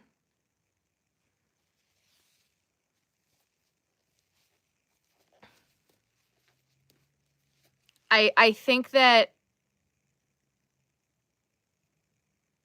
a lot of people, the second that they start seeing that they're making money, automatically think that it's a business. And without a business mindset and looking at it out of a business lens, that's where the shift becomes, because when you take it seriously, that's when other people will start taking it seriously with you and for you. Like,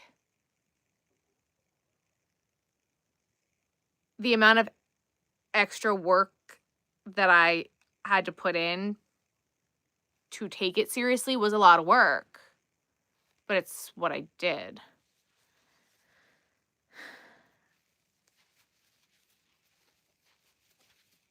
Bill and I'm getting there. And that's fantastic. And that is an amazing start. You have PT in the morning. Have a good morning or a good night, Jana, and good luck at PT.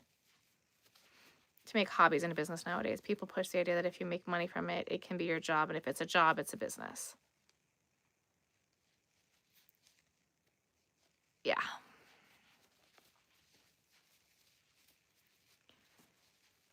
It's a fine, it's a line. But I mean, like, I've taken business classes. It's not just, oh, I make money, so I'm a business. There's so much that, like, I'm constantly trying to do better. I know my product photos really need a lot of work. They're not the best. So that's something I'm working on. We needed to change this setup. The color, like, because YouTube is a part of my job. The couch on the gray wall was not doing it. So what are we doing to better that? What other strategies are we putting in place? What other things can we be doing? What else am I doing? Am I setting strict times that I'm actually working? What am I working on? What am I working for? What are my goals? How much money do I want to make? Am I making a quarterly plan or a yearly plan and a business plan and a spreadsheet of how much money do I want to make? What is my follower count? What do I want to do with XYZ? It's not just, oh, I'm making money, so it's a business. You have to look at it from a business perspective and start making plans and adjusting things that way. Every craft fair, I'm constantly fixing things. If I'm not having a good money day, is it my fault? What else can we be doing better? Do we need to move things? What's at eye height? Oh, marketing. Okay, eye height sells. The frogs didn't sell here. They're selling here. Why is that? Analyzing every craft show, going over everything that we do, looking at the numbers, inventory. Like, I am a now 2-person show. God bless my husband. But when I started taking it seriously and looking at it from a business perspective, that's when I started to see the shift. When we started seeing that there were dollar bills that could be made and, like, took it seriously as a shift, there was a difference. Crochet business. Yes, I sell an odd item, but it's my hobby, not a business. Exactly.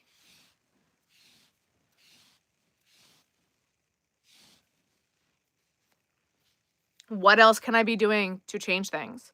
I know I need to pull back on craft shows so I can spend more time on YouTube, so I can put out higher quality content, so I can do XYZ, so we can get the lights and get this setup looking good, so that way I have set spots where I'm filming, and that will be my spot. I've got the spot at the desk that I really like the angles of, and I like it here. What am I doing to draw people's attention to look at me and pay attention to what I'm doing? I gotta bite the bullet and start working with my camera because I'm still filming everything on my phone. Like, I can say, like, I still have downfalls. I still have things that I'm working on. I'm constantly trying to move the mark, do better. People want patterns from me. I know I haven't been putting them out, and I know I need to. That's a part of, like, what is the business plan? What's going to, like, and how are you going to keep doing it?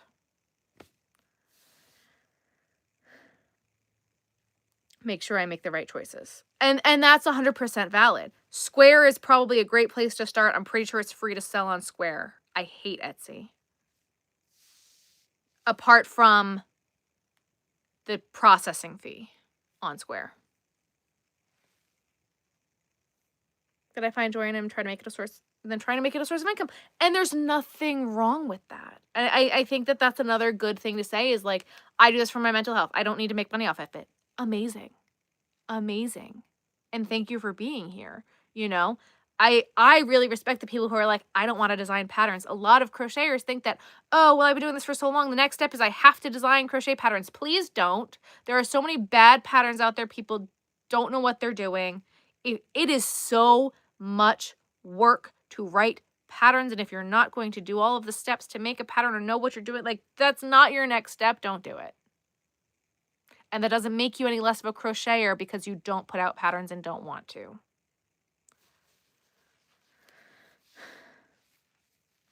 Which has a lower processing fee.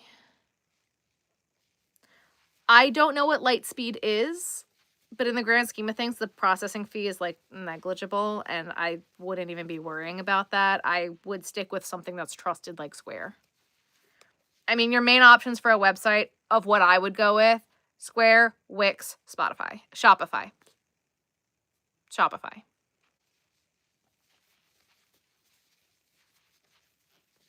But, like, the next set, like, you're going to start to see a change.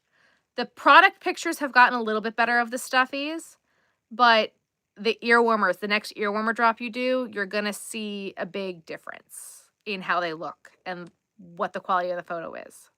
It's going to change. It's going to be different. And I'm constantly going to be changing things. The purple yarn, it looks like purple and black above you. That's pretty. It is. Thank you. Yes, it is a purple and black. It is discontinued. There's also some white in it.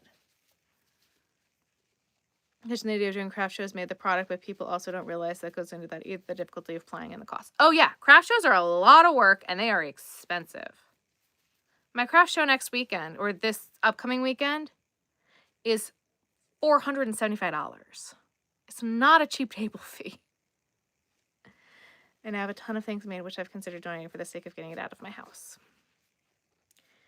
And finding the right craft shows and learning the market and where you can sell things. And then if you do the show for 3 years and then your sales drop, oh, well, maybe I've outlived this market. Maybe we got to find something different and move. Like, I travel sometimes 2 hours to get to my craft shows. I've never tried writing them down, and that's okay. I've been on vacation mode for almost a year. The only thing that I really sell on Etsy is patterns. I've considered putting my stickers and merch up there when we do it and the cups, but I haven't done it yet.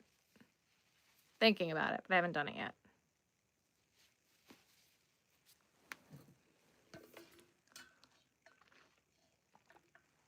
Drink your water, take your meds.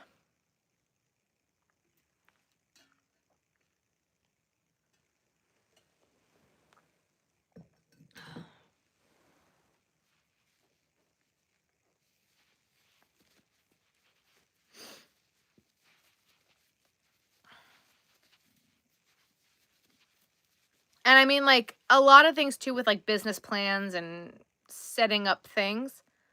Watch business YouTube videos. How to run a business, like Business 101, economics, marketing 101. There's so many videos on YouTube.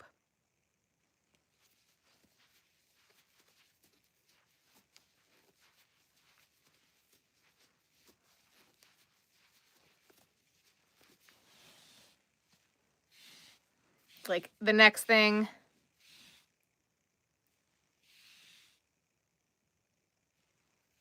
Why is what so expensive? Because 100,000 people will walk through that market this next weekend. It's a huge show. It is a massive show.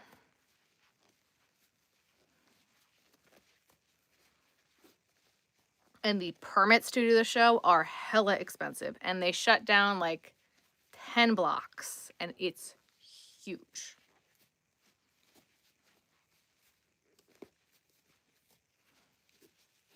And it is my best show of the year. And I will constantly do that show if it stays the way it is. I paid extra for this show to be on a corner.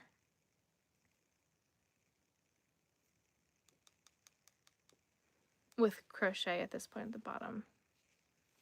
Booming people in the hobby. So I also think that in the next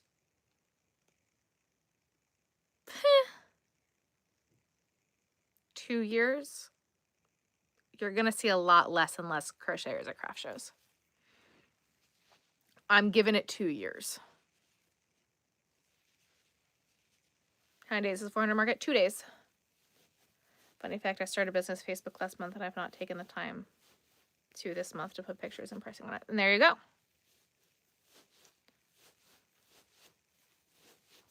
I also can set up on Friday, so technically it's like a 3-day show. I can set up my stuff and leave it all there on Friday, and then the show starts Saturday.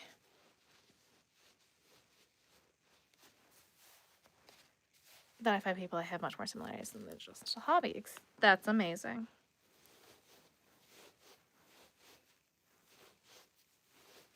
No bacon stick neighbors this year? Yeah. Yeah. Bacon on a Stick is not my projected vendor. They did move me this year, and I got an email today. Setup is tomorrow, and the email pissed me off so much I almost didn't show up tomorrow. I talked to Ben, I was fuming. I called the coordinator screaming. I was so mad. But anyway, it's fine.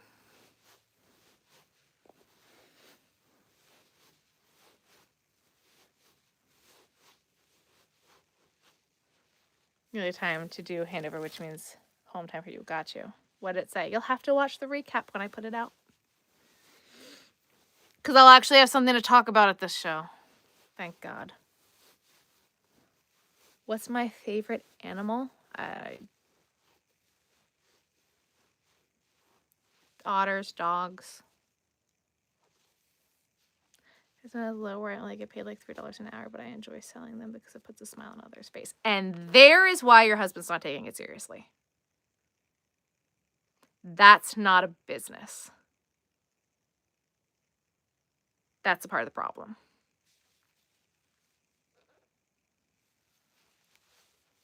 $3 an hour is not even minimum wage.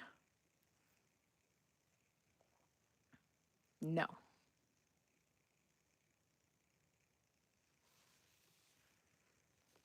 And not only that, it hurts people who are trying to do it as a business because they don't understand the difference.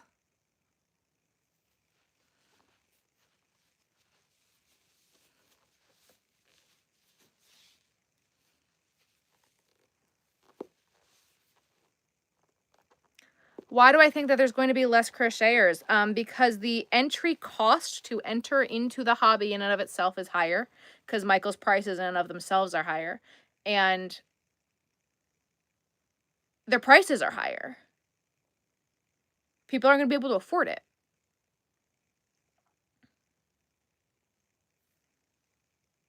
Yarn, I was buying blanket yarn from Joann from between $6 and $8 a skein. I wouldn't pay more than $8.50 a skein when I was buying yarn at Joann.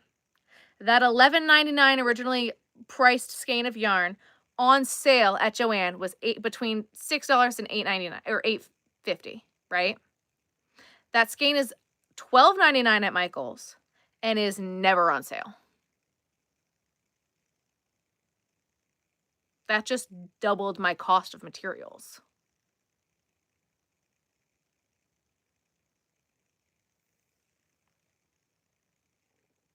So unless you're waiting for sales and going to be buying insane amounts of yarn, like I will be, or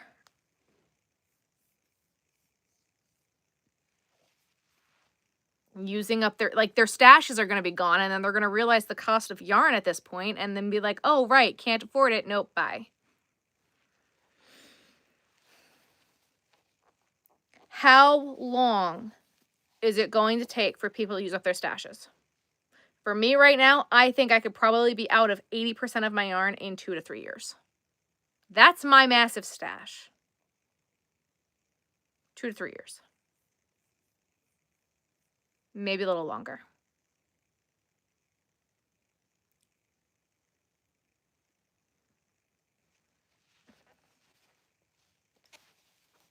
Where do I live? In a house.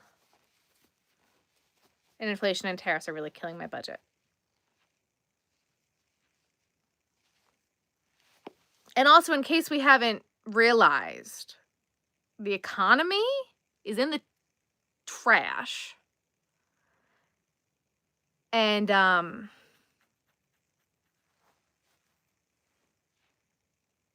it's not projected to get any better. And I'm starting to see it at craft shows. People are not spending as much. People aren't walking around with as many bags. Most of my craft vendor friends that I've spoken to have seen a dip in their sales, either between 10 and 30%, some people up to 50%, because people aren't buying. That's the economy. Attendance is lower at shows right now because people don't want to be tempted to go out and spend money. That's why. And so then you're going to have a lot of people who want to do craft shows paying $100, $200 to get into these craft shows. They're not drawing a crowd. People aren't doing it. It's like, it's a lose-lose.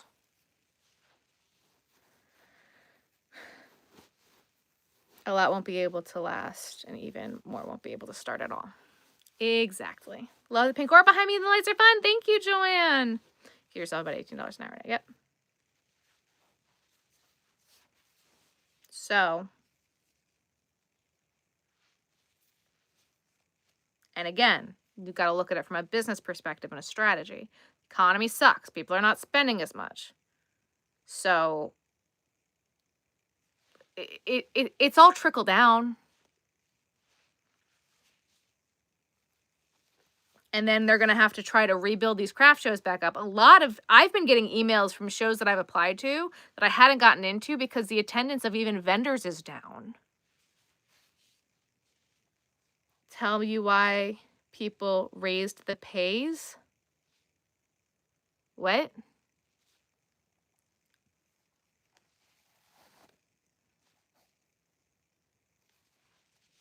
You have a typo, or I don't understand what you're asking.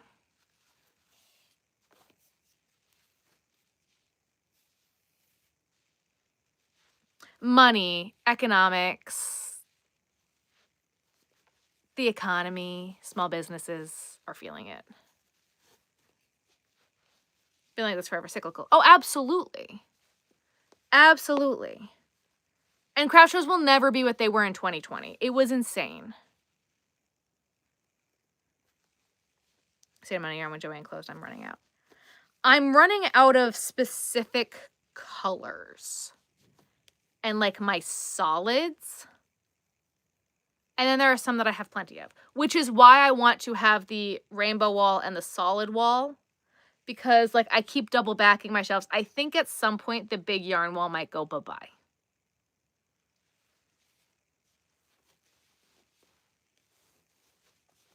Because it's too deep.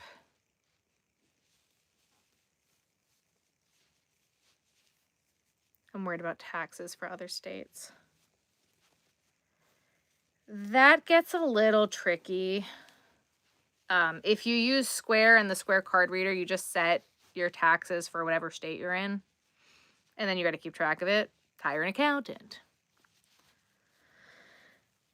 But, yeah.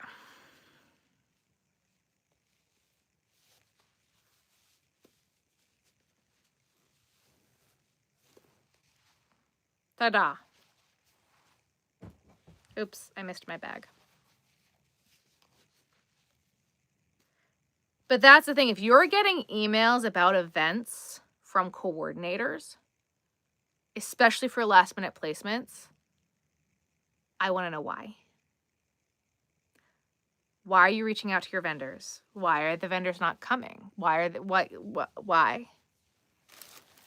And the thing is, craft shows are going up. The price to get in the area, get in, are going up so bad. Oh yeah. Purchase product because now I'm seeing it and I'm able to try brands I couldn't have before, even if it's short term. I feel like it's manipulative and I don't like it.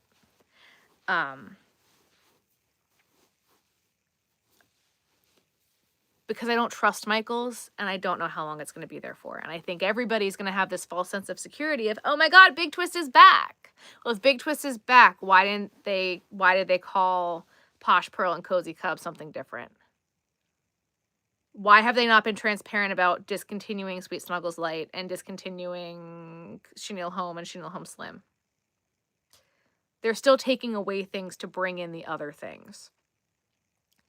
And they do that. And so for how long are we going to have these things? And people are going to start projects and be like, oh my God, well, Big Twist is at Michael's now. And the other thing that Michael's is not doing, which I also think that people aren't thinking about, is Michael's is a business. They do things based off of projected sales. Everyone bought out Joann's when they were going out. And I and a bunch of others bought a lot of what we needed. You're bringing it to Michael's, in my opinion, too soon, where no one needs it yet. And so it's going to sit on the shelf, and they're going to be like, well, why isn't it selling? Because everybody bought it all out of Joann when they went out of business. And it takes you how long to go through yarn? Business. Accepted, but I've not replied them yet for the reason of them being last minute events. I normally schedule events 2 months out or not last minute. Apart from Christmas shows, 2 months is short notice. If they're emailing you and you were denied and you got put on a wait list, that's different. That's different. That I'm okay with. Because people drop out for all sorts of reasons. There was one day I couldn't do one of my shows because I was like heaving in the bathroom all week.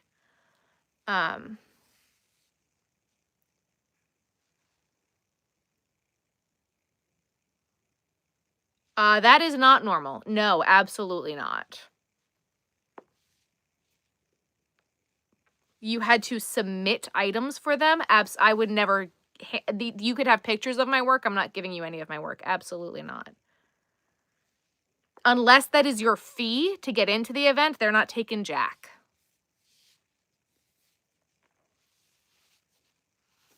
Is in clearance. I personally just wanted to try it because I couldn't otherwise. In my store, it's, or online from what I've seen, it says new. It has not said clearance yet.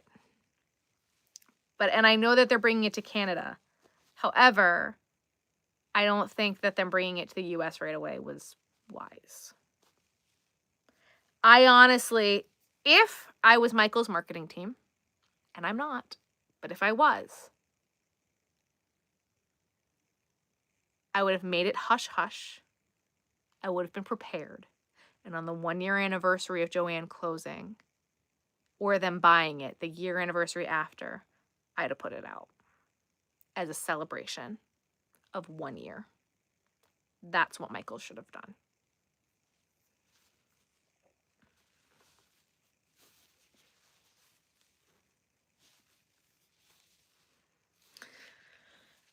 Oh, Sarah's got opinions.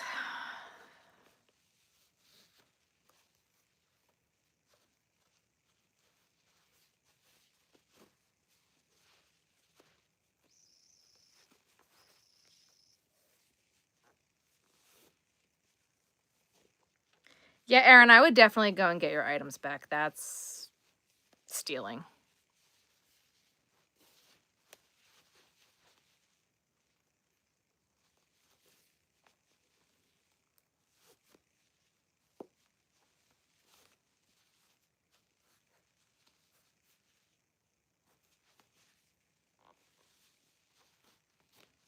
Absolutely not.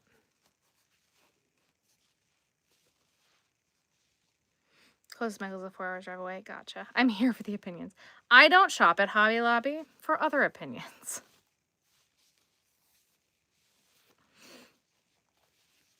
I don't like Hobby Lobby. I don't shop there. If I can spend my money elsewhere, I will.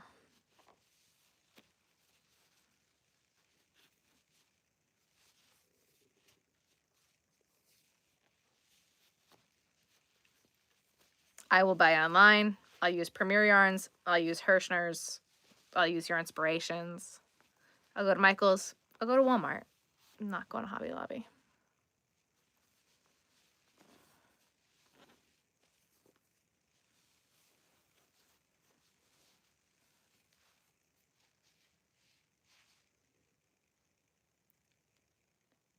Michael's Outlet Center? What's that? Google, what do you mean? There's a Michael's Outlet Center. What?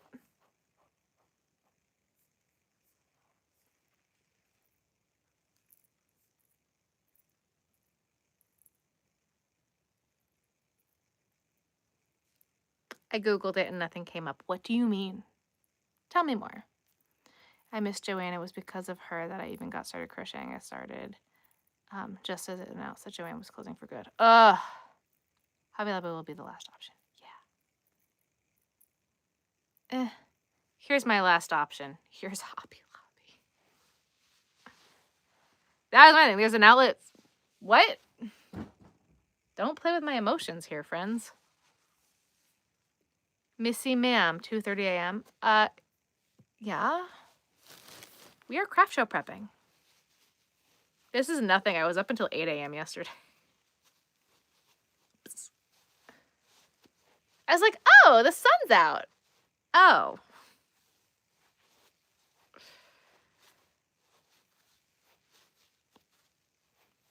Erin, you can't drop a bomb like that and then leave me. The small one and the little ladies would see me holding yarn and want to chat about projects. It was very friendly. I missed that. I haven't had the heart to drive by my local Joanne and see if it has turned into a Spirit Halloween. Too late for you. Good night. Good night.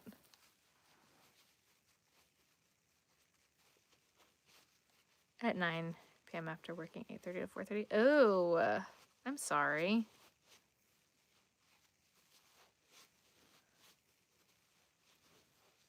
And you couldn't say no?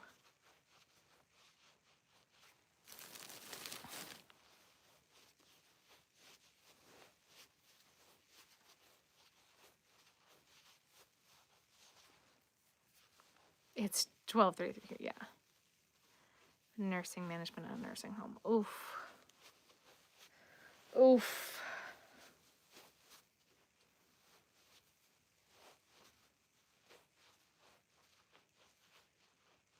Close to Rehoboth. What? Where? If you Google it, nothing comes up. What did you Google? Help. Help. I'll drive. We'll go on an adventure. I mean, I'm about to go on an adventure next June to Hirschner's, so. We did watch EDV today.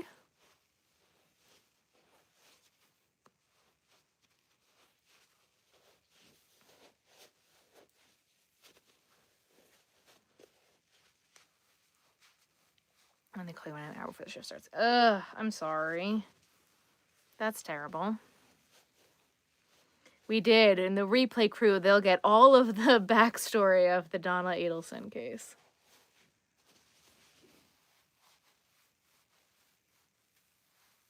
Hubby is sleeping.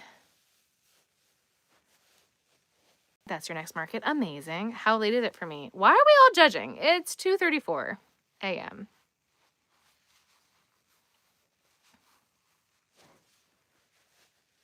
And I'm diamond painting.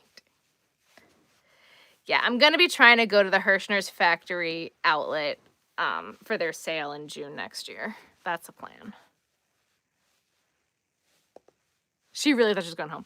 I don't think so. I think that was all fake. I don't think so at all. She knew. Her eyes weren't red. Her nose wasn't red. She wasn't actually crying.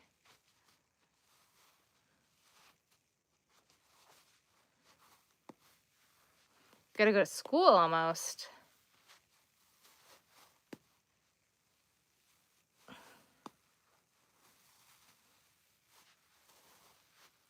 What's my secret? I sleep during the day. I drink caffeine water. And you don't think about it. You keep pushing through it.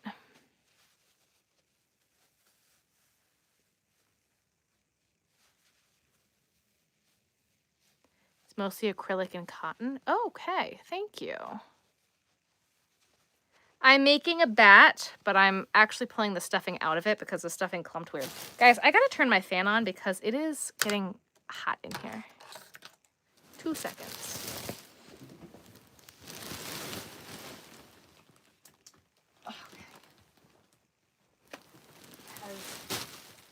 It's getting warm. Oh, these stupid. Ugh. It came with all these rollers with the new couch thing, and I don't like them.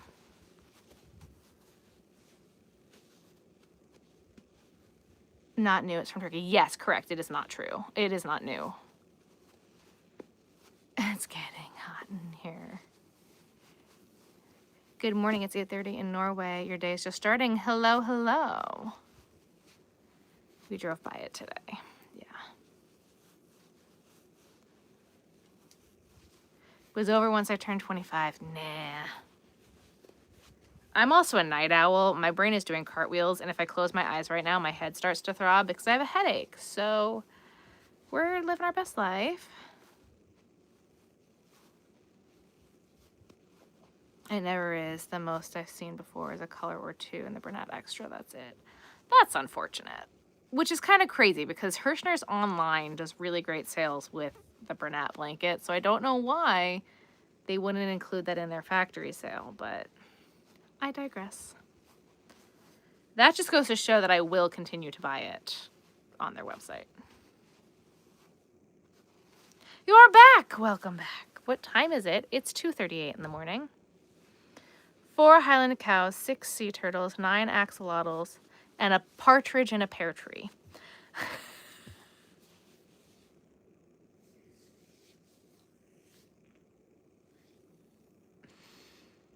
I think I'm funny.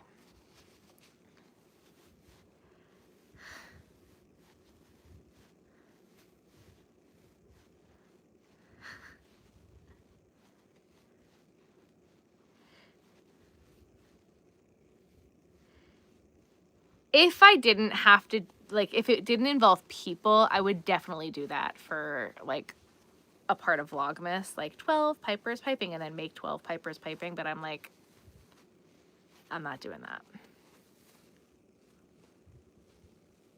Yeah, you can buy it at the sale, but it's the retail part of the store and not the warehouse where you end up paying.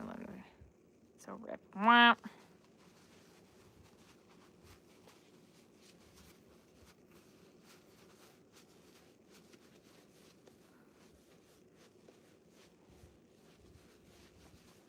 Together every Thursday night. I've been trying to be better at putting parts together as I go. Now, days like today where I am making bat parts all day, it didn't always happen that way. But you know what? It's okay. Also, a lot of my patterns are no-sew. So I've been doing better at actually sewing things as I go. So you're not disappointed? No, I appreciate you letting me know. Thank you so much. I really appreciate it, actually. Because that also means I'll just continue to keep my eyes out for sales, which I appreciate. Because, guys, Black Friday is coming up.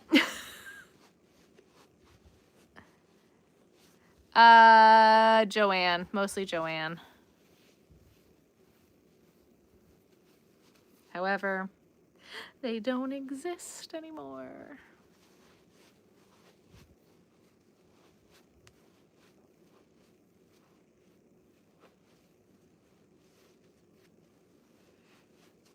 I do sewing once a week, gotcha. I mean, I was supposed to make a whole bunch of stuff this week that I needed to sew. I was supposed to make elephants this week. You know what I didn't do? That.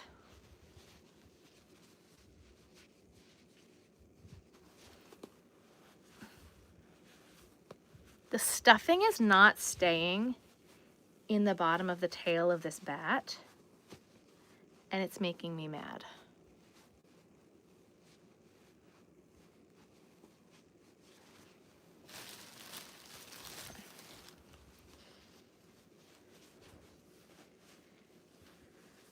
I still haven't said what his new job would be.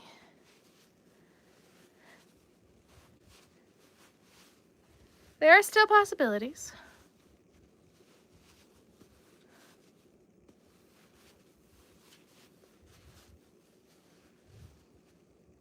What has Ben doing? I'm not going to talk about it yet.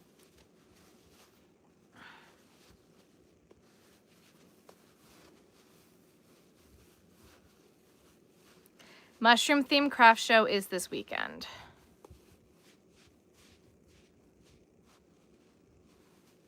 Now I'm a bit anxious. Oh boy.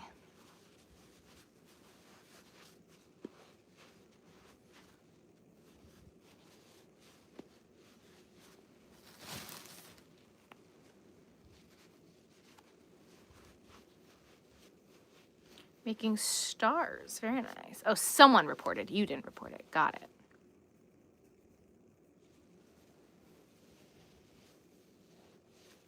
To the oil field? Why is that sad? Is that like a long time? I don't know. Because I feel like you can't see what I'm doing.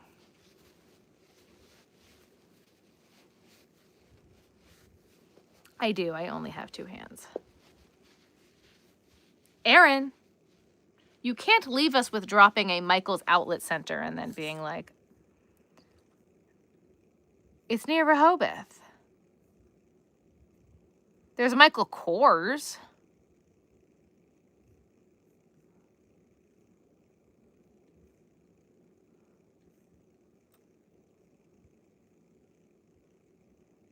Erin. Evan.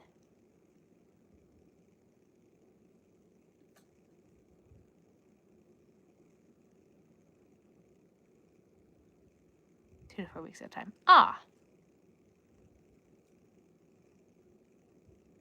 Word I won't sell since I priced at $50, but it's a 14-inch tall stuffy, so I figured it's a good price. Yeah.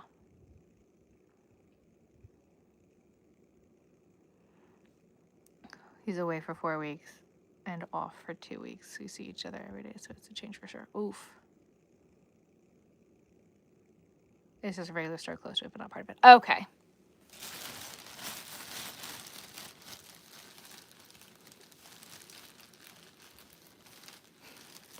That's okay.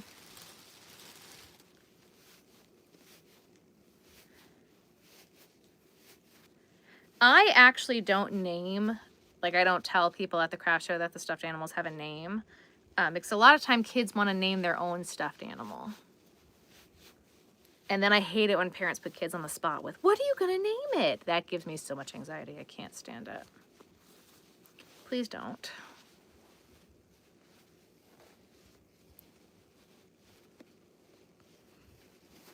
I really want, are you here? What do you mean, are you here?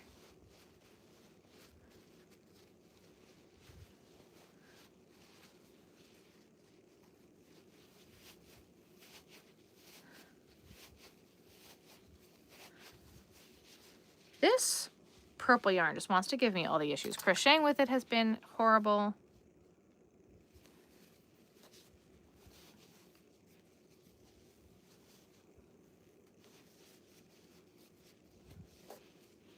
What else can I make in this sparkle purple, chat?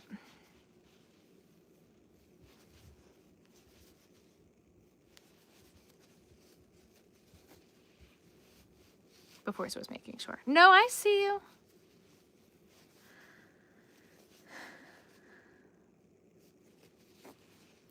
Hello, hello.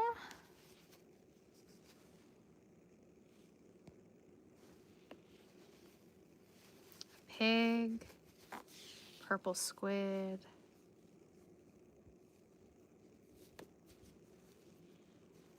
Oysters. A panda accent color.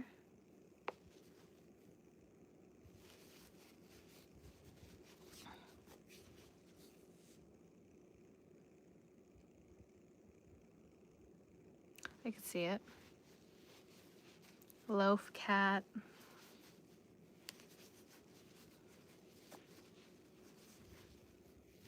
Another thing I meant to make this week. Cats didn't do it.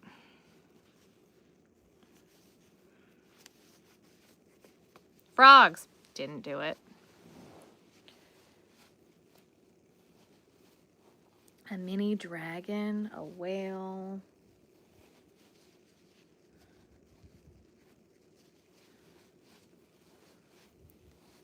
Elephant. I don't think I have enough for an elephant.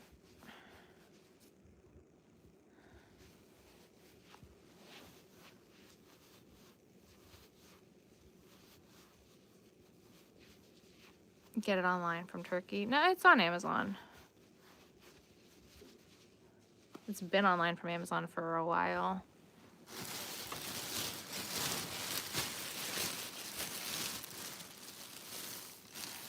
I've seen it. Haven't tried it, but I've seen it.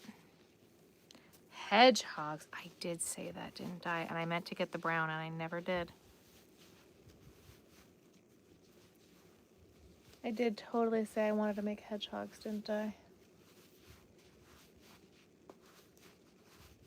I have a specific brown in my head that I want to use.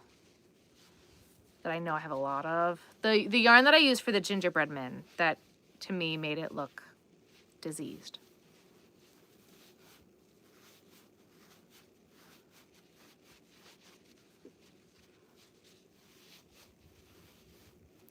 Turtle body. I'm just afraid it's too dark.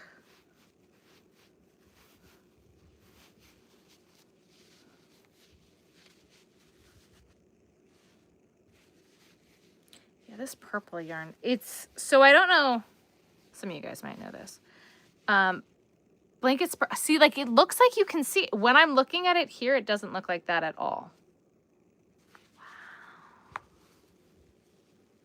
I hate this. This yarn, it's like hard.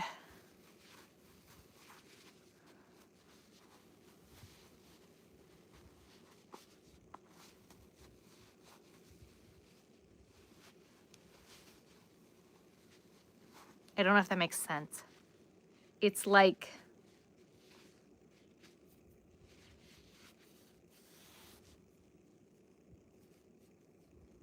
it's not hard, but wow, and it looks really holy.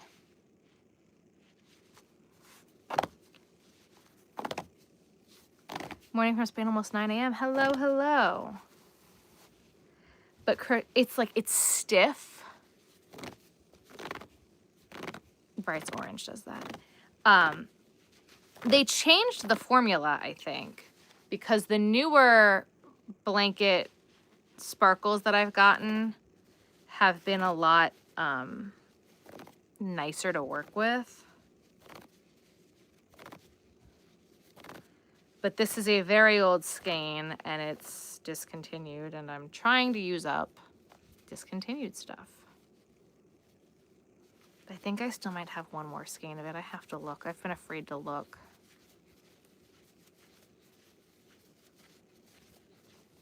Does it have a waxy texture? Maybe. Have I tried Demi Pearl? I haven't tried it yet. I bought some of it, but I have been so crazy with my shows, I haven't tried it yet.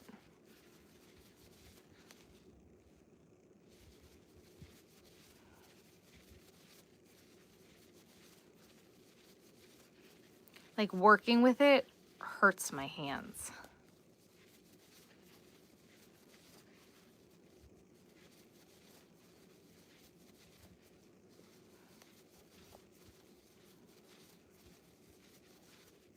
Good morning from Italy. Good morning.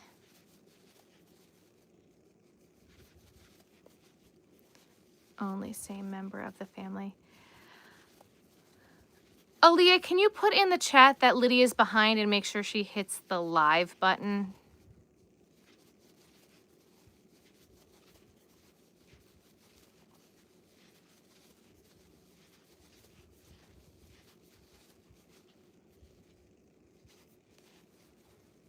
I have 3 seahorses right now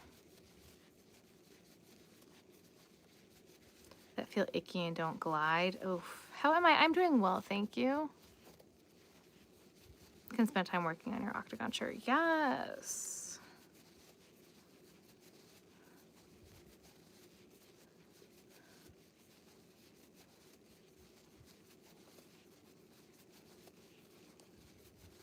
Yeah, like literally.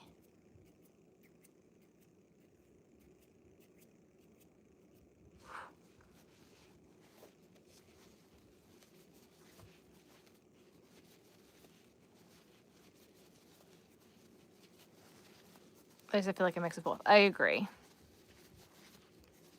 Watching on my TV and chatting on my phone. Ah.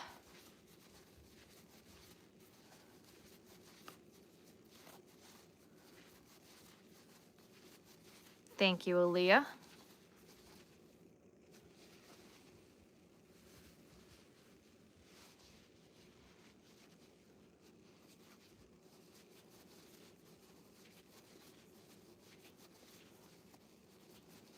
Go so fast. Thank you.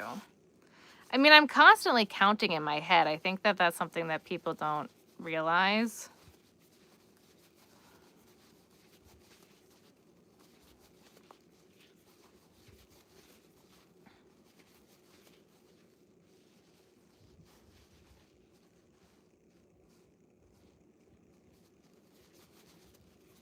I'm making a bat.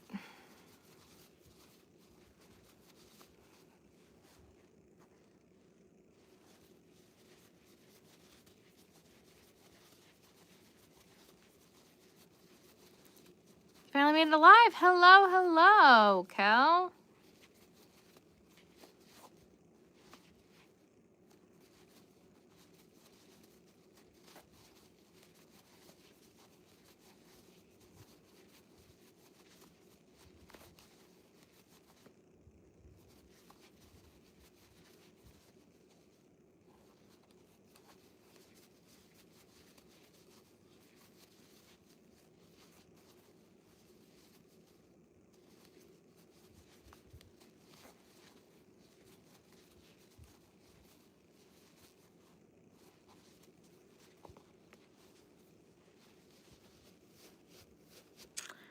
It's from Hooks and Glitter on Instagram. She does drops on Fridays.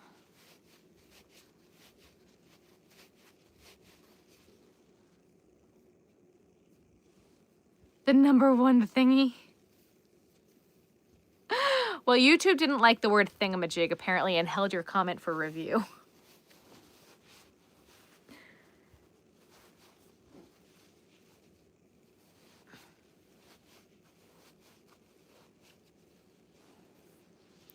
Is a ghost. My coworker is trying to crochet me a ghost doggy. Aww. Whoop. Guys, it's food time. This is a key lime pie protein bar. It's delicious. I'm very excited about it.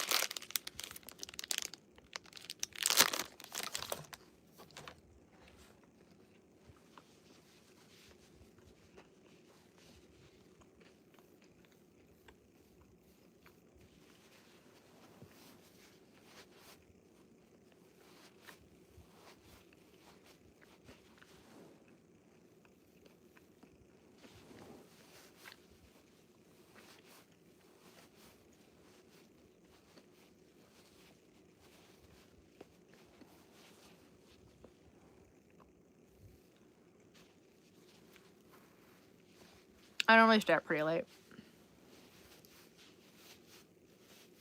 I have a headache right now, though, and my head's kind of throbbing. So if I close my eyes right now, I'd probably get nauseous.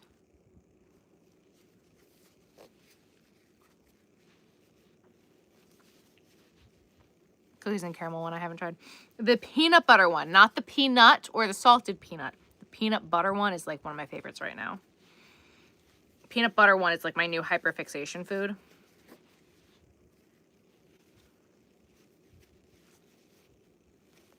I saw that last Christmas they had a gingerbread one, and I'm like, why didn't I buy that? Because I didn't know it existed. So, you know what I'll be doing this year? Getting that.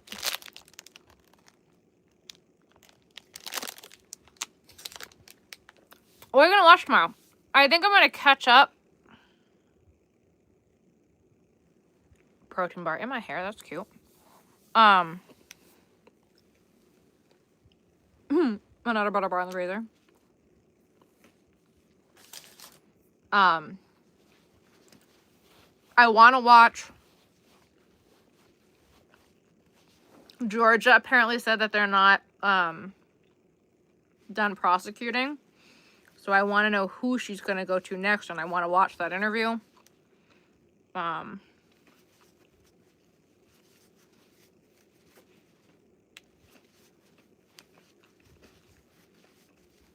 I'm hoping some jurors will talk.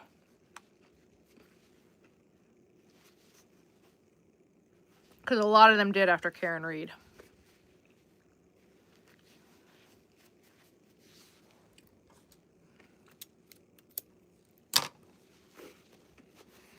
A big 8 out market tomorrow. Great chatting with you. Have a good night.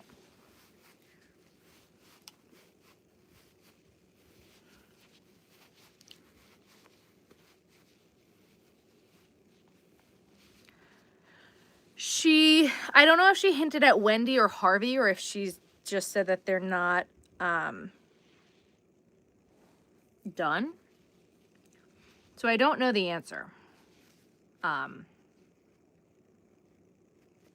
Because I told you the story of the trial. I'm going to see if I can find it.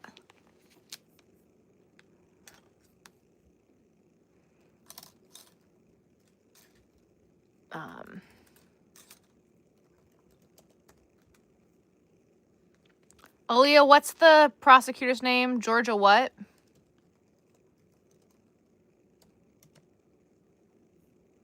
Kappelman?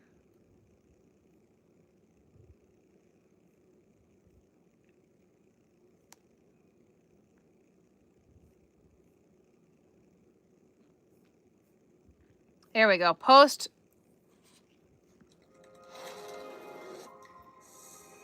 Oh, this was after Charles.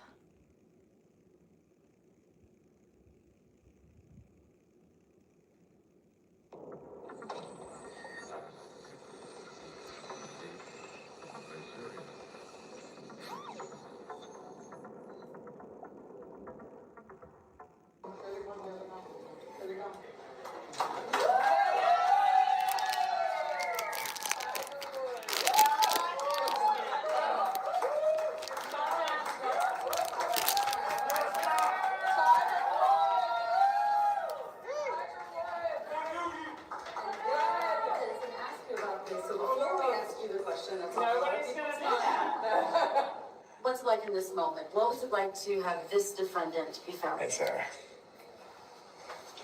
I think I just feel kind of honored to be able to deliver this win for the Martells. You know, we've heard so much about a win for the Adelsons, a win for the Adelsons, and everything that was lost in those efforts. So it's just been really cool to be a part of this win. During one of the pre-trials, you said these trials that have become my life. It's a lot of trials at this point. Talk about what happens when you're a prosecutor and you have to continue to follow cases like this one.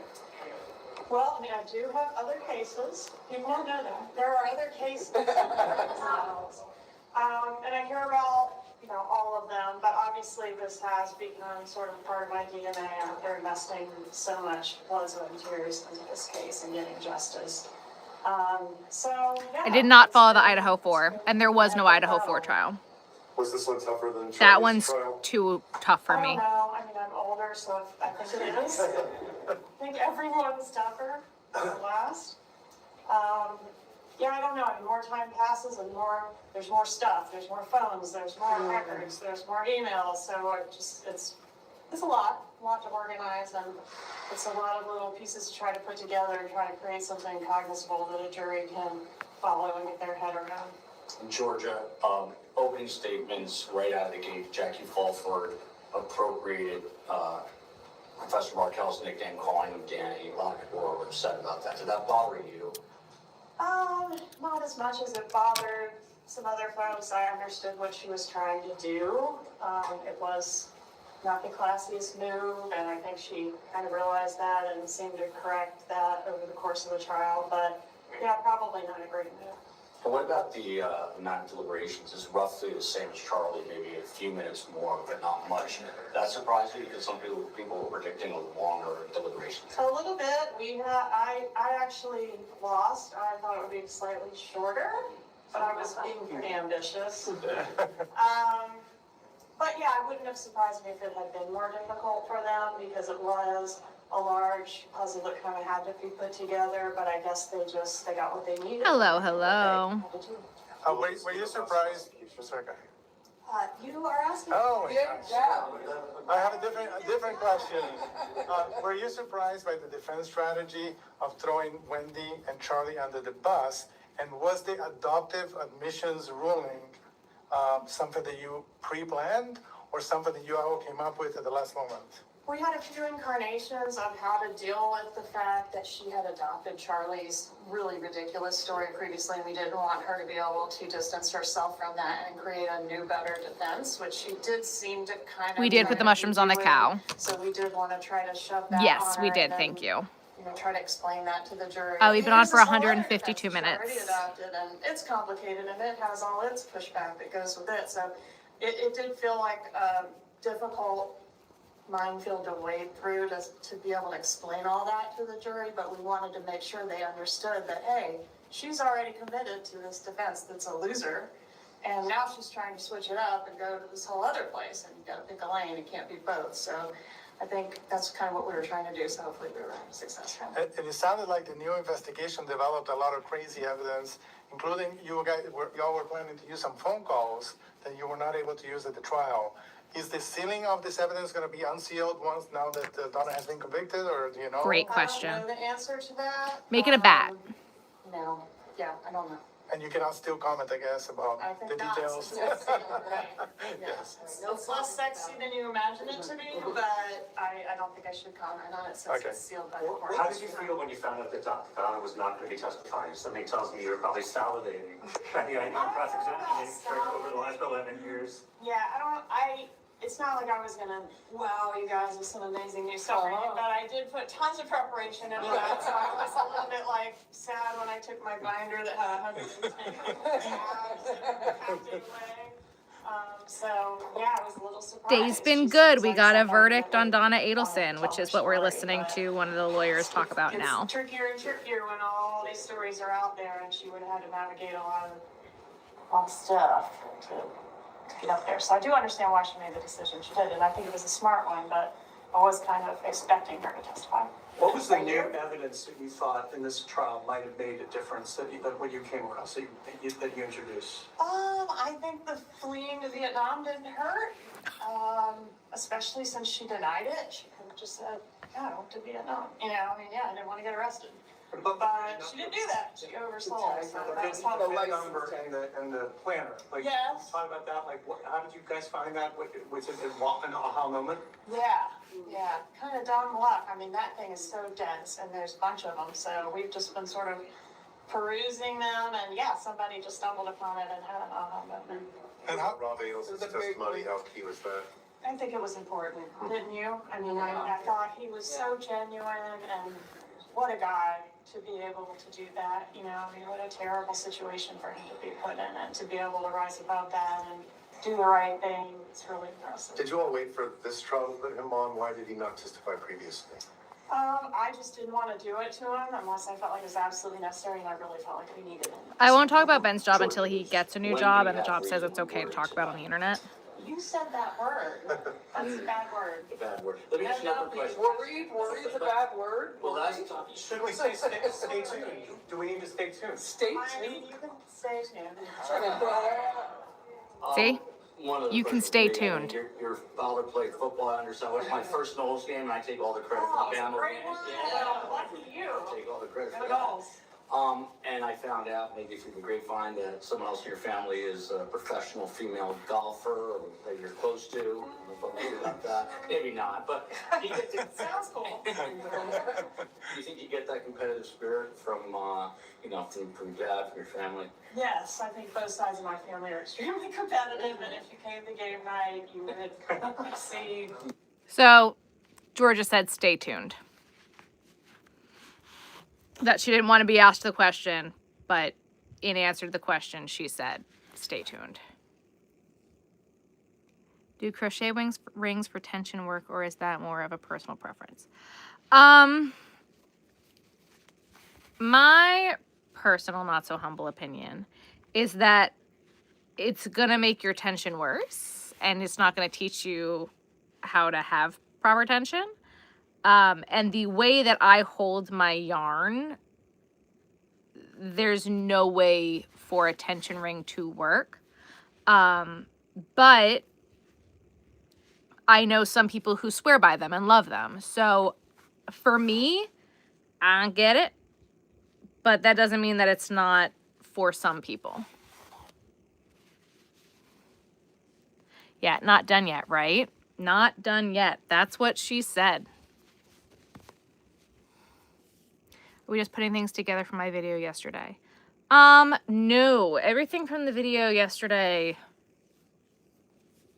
is all together.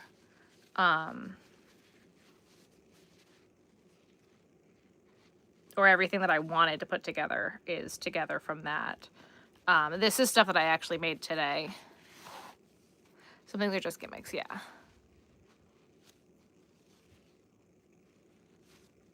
I think it depends on how you hold your yarn. Like, there's literally just absolutely no way. They put the eye roll short on Court TV. Oh, Donna.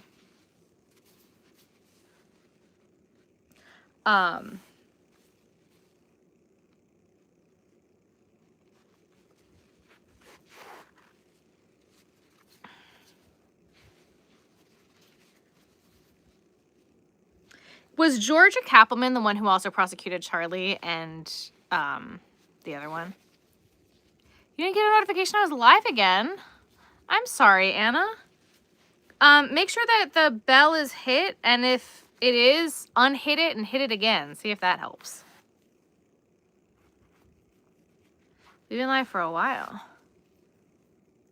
Darn good job. Thank you. I'm not gonna lie, guys. I may have missed a skein here or there in counting.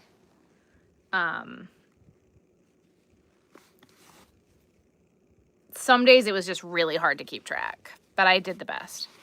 Both Sarah and Georgia prosecuted Charlie. What about the other two? What about Catherine? Did she prosecute Catherine?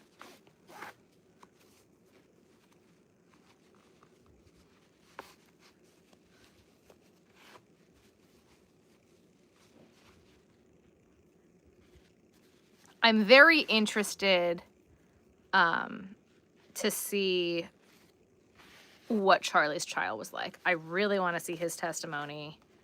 But yeah. All right, so I made the wings on this one a little bit further back. I put them a little bit further back.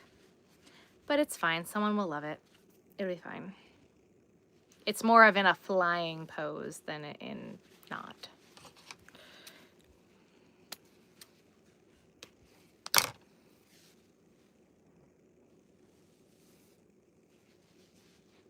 So that's one bat. I started 4 bats between today and yesterday. So yeah, this is all I've got left of this yarn, and it is a bear to work with. I'm really not happy with it.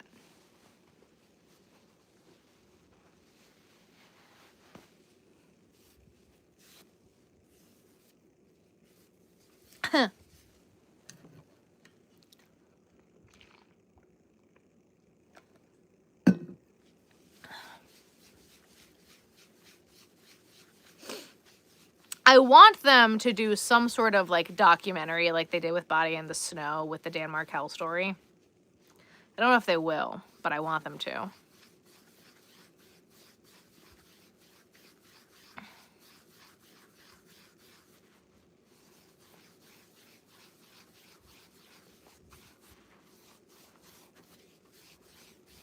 I'm sorry I didn't notify you.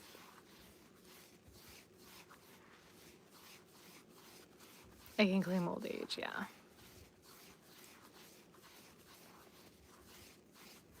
Yeah, that's what I want. Because I was trying to explain this to my friend, and without sitting there and stopping crocheting for 20 minutes, it's hard to, like, piece it together in my mind.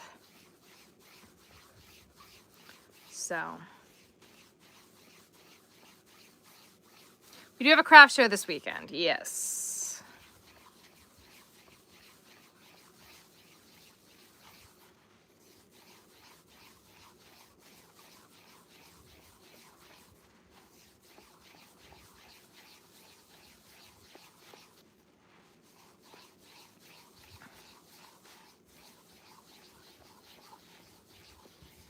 Yep, I get to go set up tomorrow, which is my favorite thing ever. Shocking to absolutely no one at this craft show, it's projected to rain. The second that Kyle gets there, it will start raining, I promise. No, you're good. My last show is this weekend. Until, at the moment, November, there's an opportunity for a show in September, at the end of September, that I'm like, meh. And then, there is a show,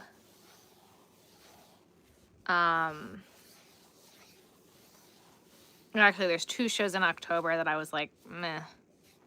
And then I have 1 show in November. And then I got the application for another show in November, but I emailed them and was like, hey, you're going to move my spot the way you said you were last year? If you're not, I'm not applying. And they haven't answered, so we'll see if I hear back from them. I'm not anticipating it, but, you know. It's supposed to rain where you are too, yeah. You want to see the weirdest shaped mushroom body thing that I accidentally made today while I was trying to talk to my friend about Donna Adelson? Look at this thing. This is the oddest shaped body I think I've ever made. Look, it's got like a hip. Do you see that? It's like hip bumped. Thank God mushrooms can be a weird shape. Because it's a weird shape.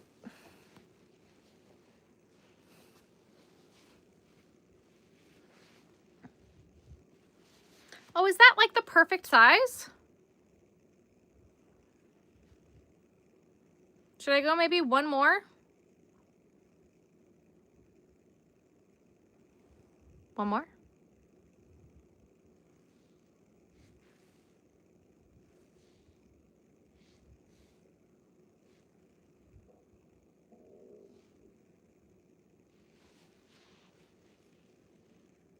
I think 1 more might be too much. We're gonna keep it the way it is.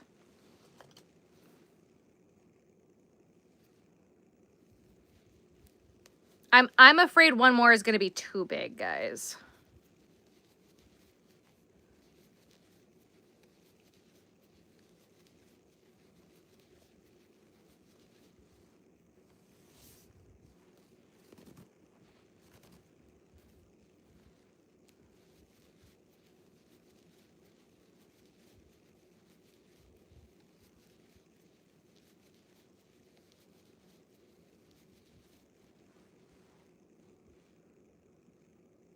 Yeah, I don't even want to finish the row. That's where I'm keeping it. Okay.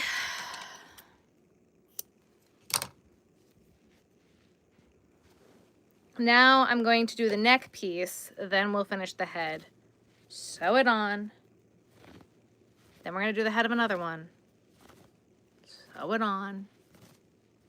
Yes, I am ripping something in order to get the yarn to use this, and then I ended up finding more of this yarn, so I'm gonna make 2 red ones.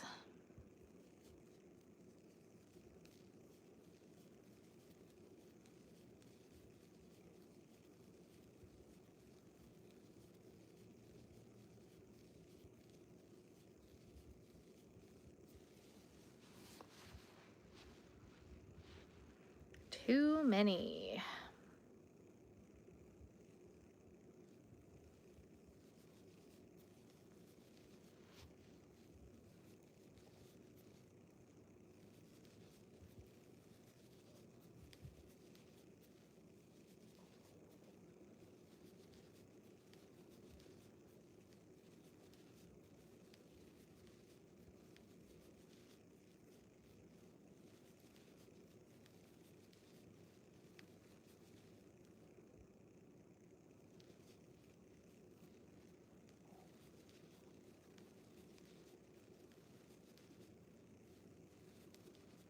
All right, chat, if no one is going to talk to me,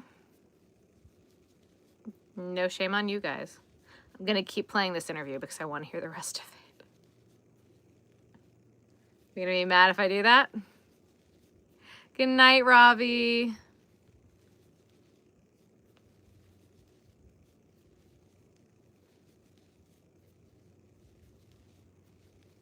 Our version of Joanne to have a look at what they have very limited Halloween there and left with Christmas. It is mine. I base it off of my gingerbread man and give him a hat and a neck. I'm here, I'm multitasking. Right, so I love y'all. We're gonna listen to the rest of this interview now.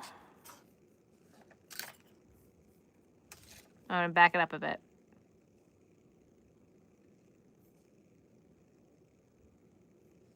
Using them, and yeah, somebody just stumbled upon it and had an aha moment. And how, Rob Adelson's testimony, how key was that?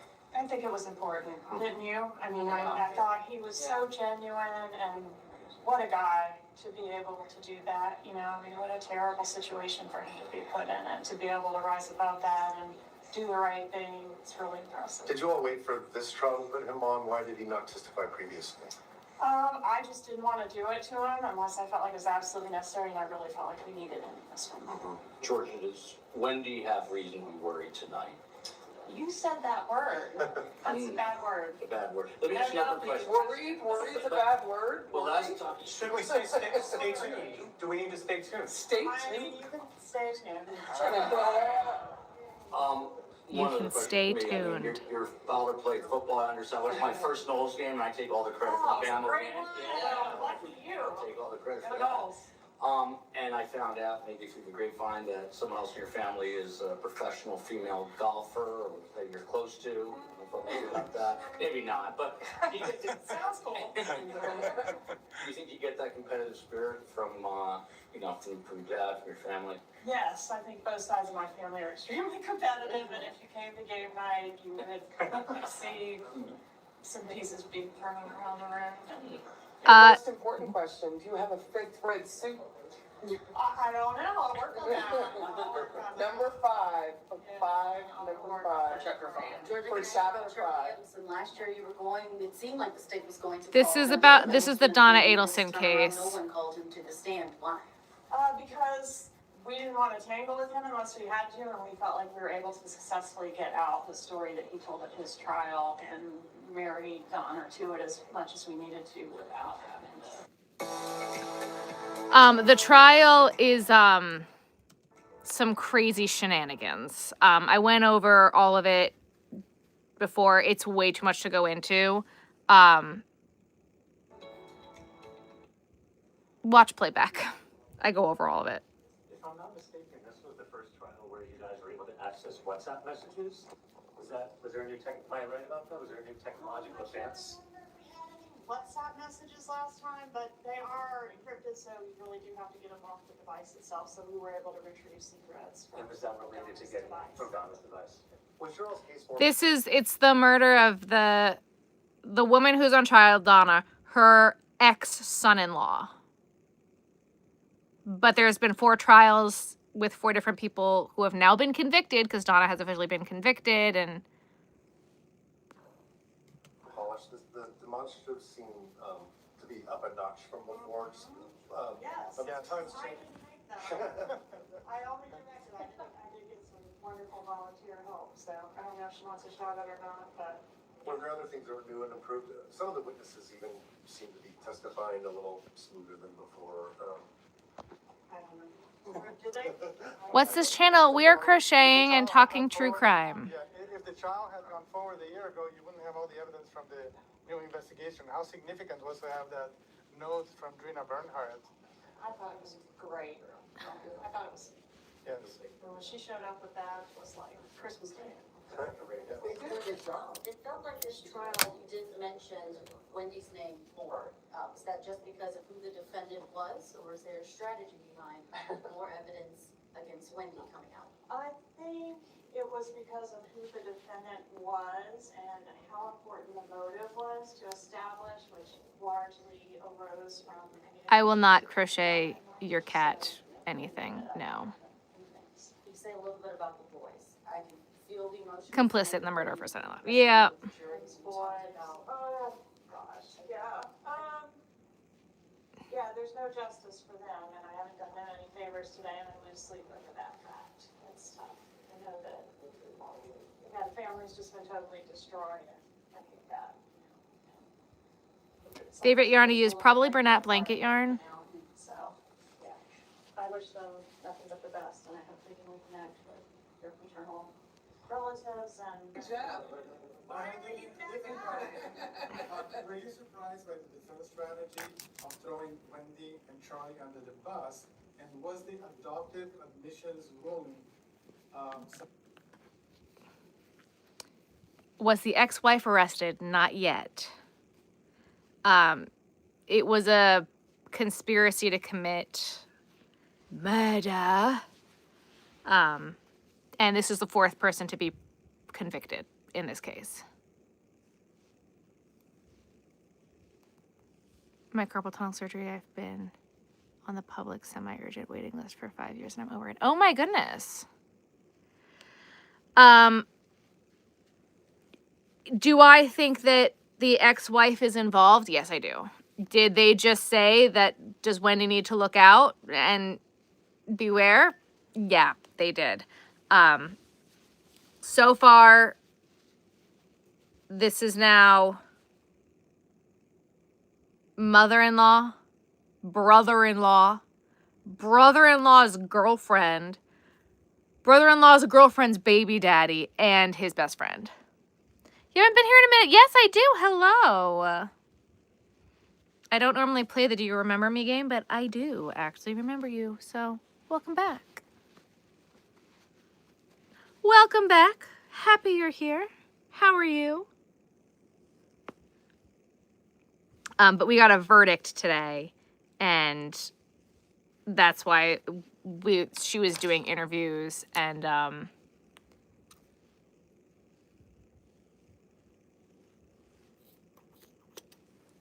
about who may be next.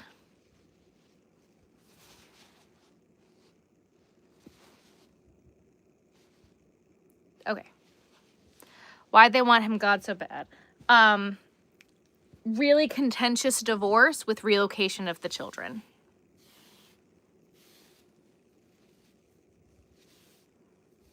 And like, guys, the case was crazy. Go back and watch the replay of this, and like,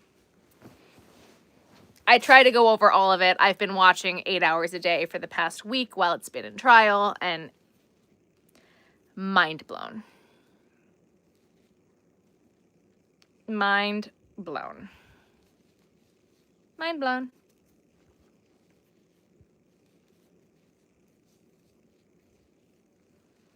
Like, we thought the Karen Reed case was crazy.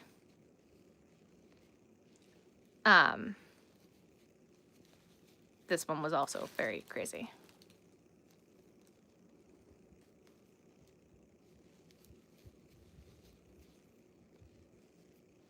Hey, Aaliyah, can we get a whack?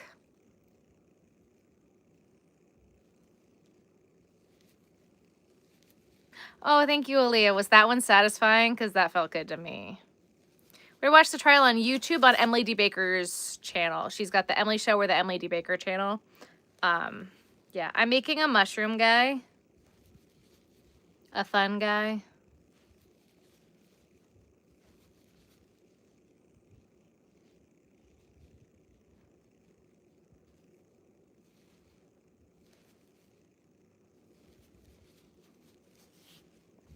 but it is here on the tube.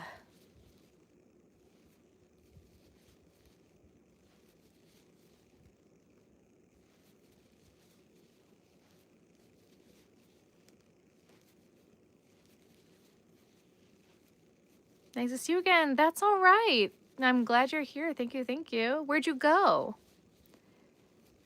I'm making a fungi with the fungi. He's a fun guy. What happens if you get a whack? You're banned and you can't comment anymore and you can't see the channel anymore. That's what happens when people are in a pro.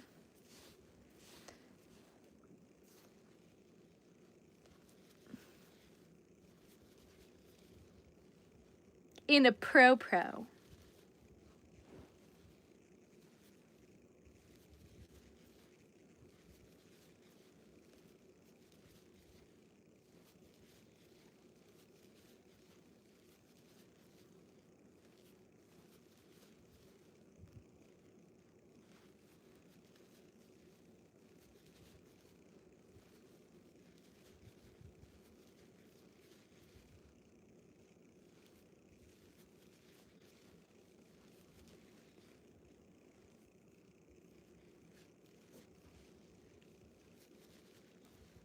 Oh yeah, they were asking for it.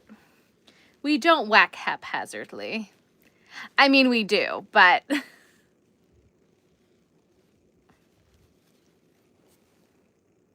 Ooh, guys, let's shrimp check, everybody. I was feeling that one.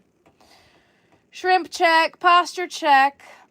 Let's reach for the sky. Stretch your fingers. And close and open and close. Let's take our neck to the left.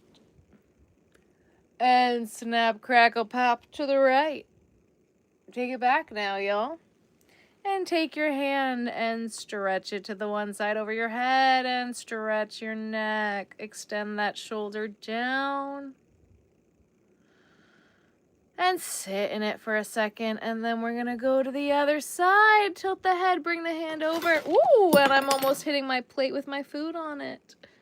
My leftover food from dinner, because I didn't eat the bread. All right, and roll your shoulders back 3 times. 1, 2, 3. Bring them up to your ears. Squeeze, squeeze, squeeze, squeeze, squeeze, and drop. Ooh, I hope all of you did that with me. Amazing. Shrimp check, posture check. I was too specific with Google to answer me a straight answer. For what, Aaliyah? For who prosecuted Catherine McBanawa? I want to know.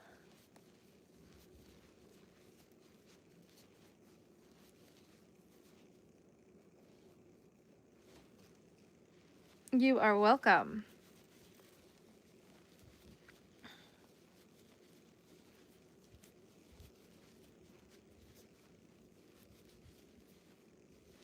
Definitely need to do that more often. Do we like it? Do we like the shrimp check?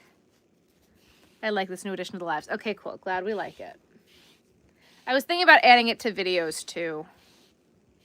Maybe.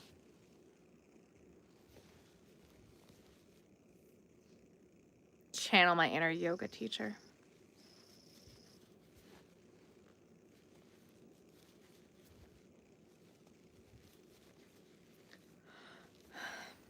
Love the shrimp check, yes. And there goes Jordan in her power blazer. Well, they did say that she would have to get a 5th red blazer, so I'm assuming that she's done all of them. And that would just make sense.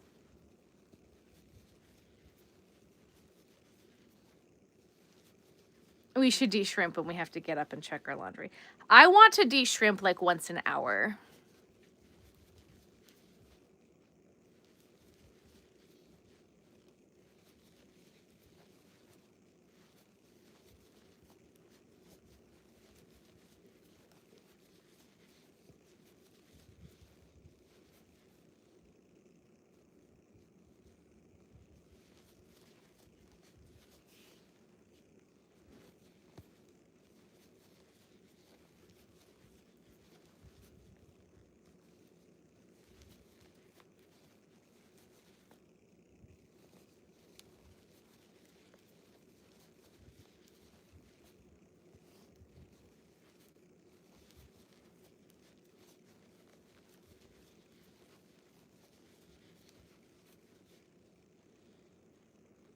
You guys, I have so much laundry to fold.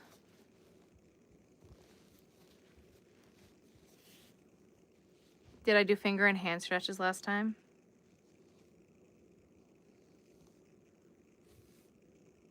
I don't know. Mushrooms are for the show, yes.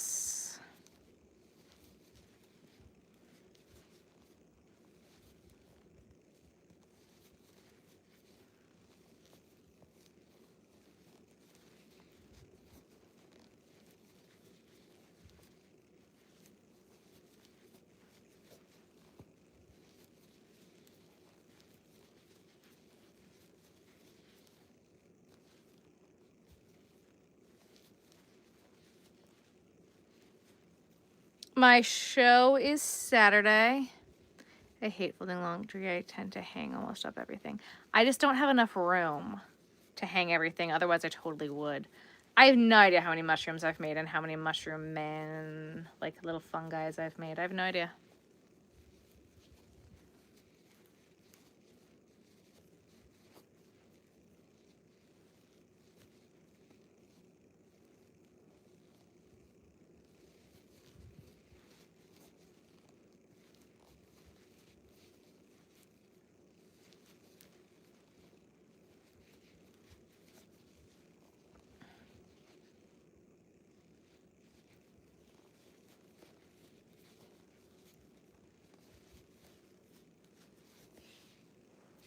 I like folding it when it's fresh out of the dryer. It's like a heat pack for your hands. I like folding it when it's fresh out of the dryer too. Ben has the habit of just unloading the dryer and just putting all the clean clothes in a pile on the table in the back. So then I'm like, Benjamin.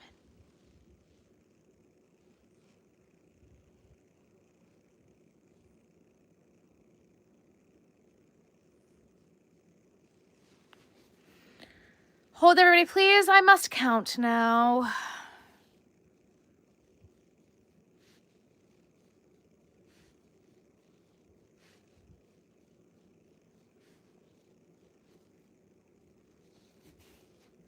Do I do inventory before the shows? I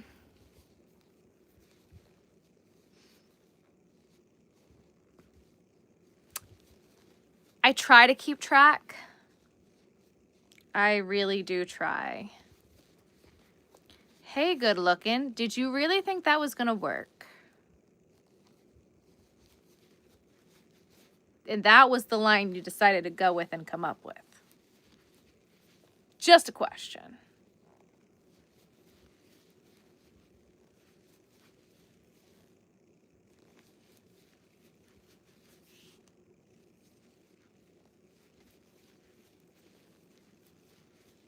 What, not doing inventory before a show? When I have so many shows in a row, for me, it's hard to do inventory before every show. But I'll do it like if I have a week off and in between. It's like it kind of just depends.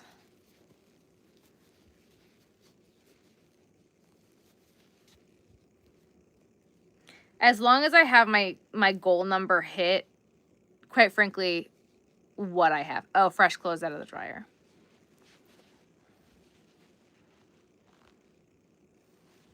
I feel like this one's like extra pointy. It's an extra pointy, man. It's so pointy.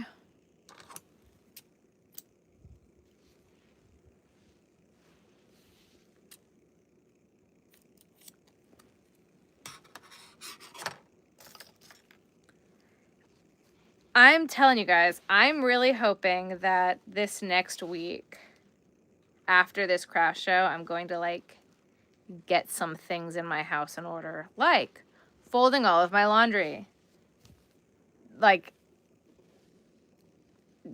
dealing with the unfinished side of the basement and like getting everything put away. And I have a lot of mail that needs to be gone through and shredded. I want to get rid of my dining room table. There's a lot of things to do.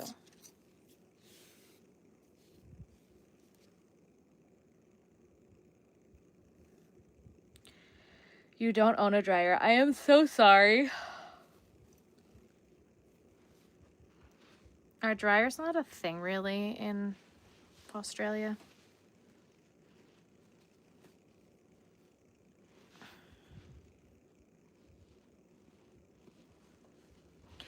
If you don't have a dryer, I'm being dead serious. This is going to sound very stupid. And you wash your clothes and you have to hang them out to dry in the winter. Won't that like not dry your clothes?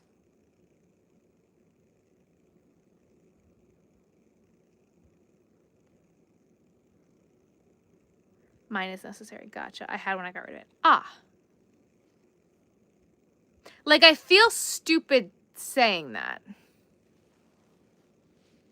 It always became a drop zone. Yeah.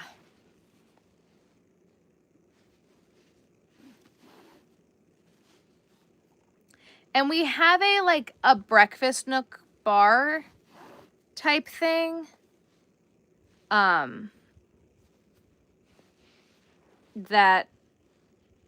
we're going to keep and leave there, but it's not like Ben and I sit at the dining room table and eat dinner.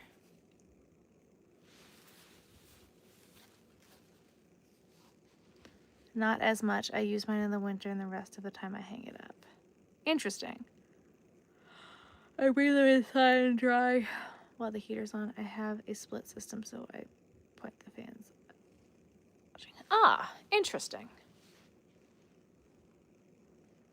We have a decent amount of neighbors in this general area, especially my next door neighbors, who particularly love to hang their laundry outside. However, I don't want to see your lingerie hanging in the backyard. Please stop.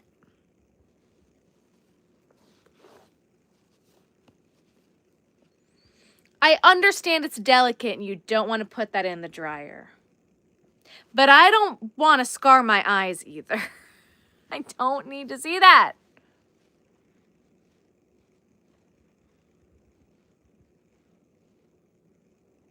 Dog is good.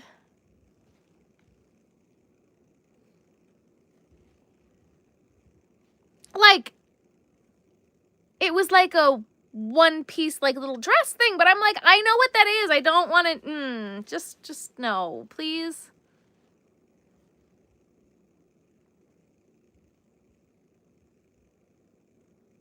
He was on the phone with Danny when he got shot. Oh my God. If you find that, please send it to me on Instagram.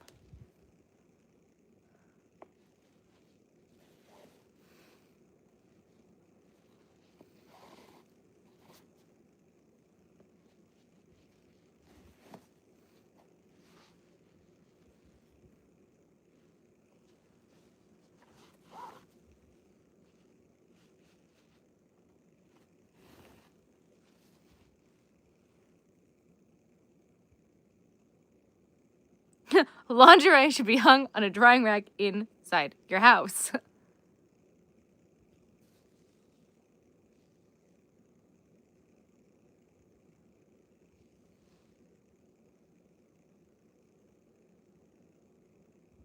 That you can't see undies. I could see it from my window if I looked outside. I don't know how Toby is. I was barely home today. But I'm sure he's still a good boy, even though he's loud. I think Australia, no one really notices because everyone does it.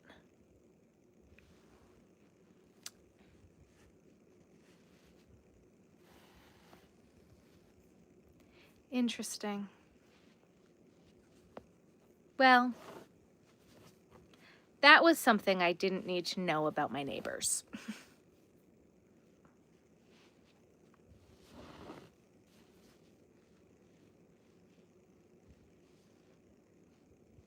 Ruthie is sleeping. Ruthie's a good girl. She's being good.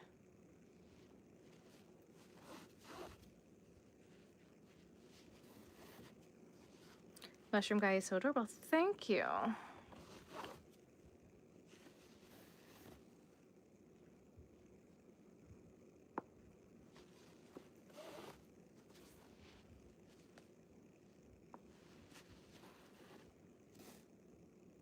That's a good question. Dan Markel was on the phone when he was shot. Why haven't they called him to testify? Or her? Any of them. I gotta sneeze. And it passed. Ow.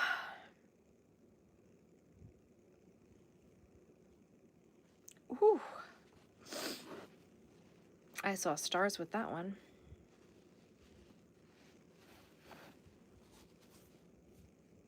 Hills also will.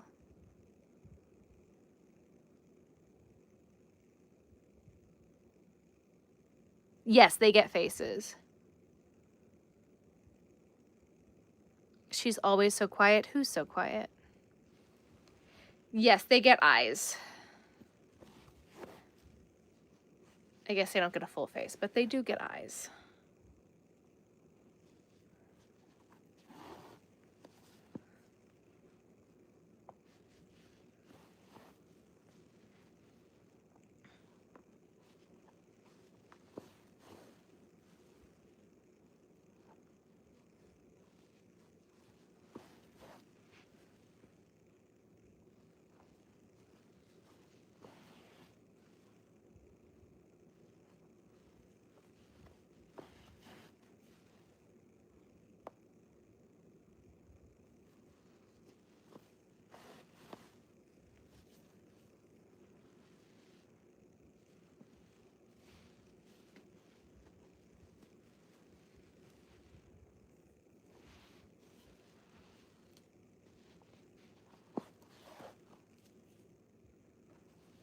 Oh, I did see someone ask if all the mushroom men's bodies are white. I've done one pink one. And one, I do a few beige ones. I'm not going to be putting eyes on it tonight. However, it will get eyeballs. Ta-da.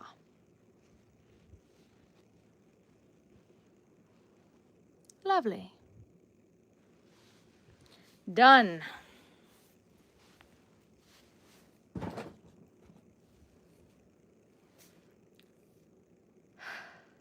We can do one more, right? We can do this. Do one more.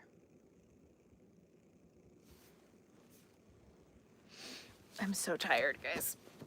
My head still hurts, though. Oh, I don't have a lot left to do on this one. There's not a lot left to do on this one. We're definitely going to finish this one. And then maybe we'll do the other one. I'll leave the other bats for tomorrow. This is a chunky one. If I tried to make a goblin forest thing, no. They're stinking cute. Thank you.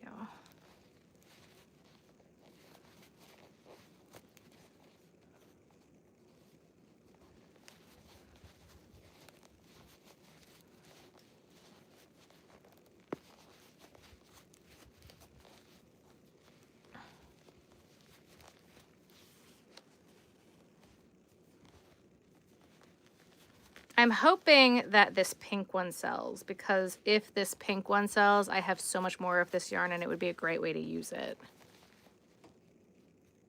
If I tried acupressure for my headaches. Not today, I haven't.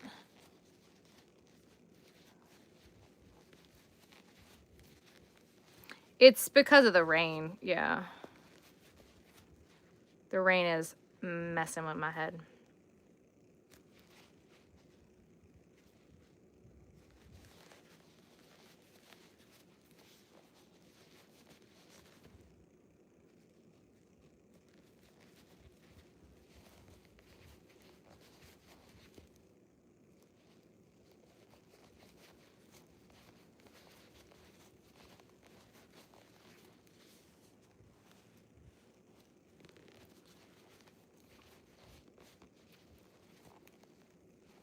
Yeah, that's a part of my problem right now. I'm tired, but my head is like throbbing.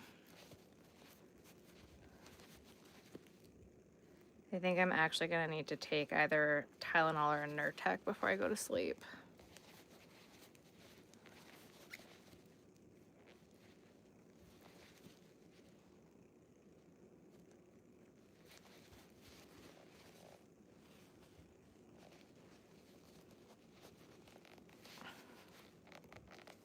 Pink looks cute. Thank you.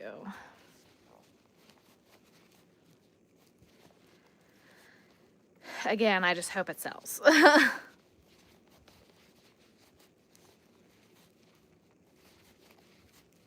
was kind of shocked. I sold 3 mushroom men at my last show. And do you remember that orange one that I made?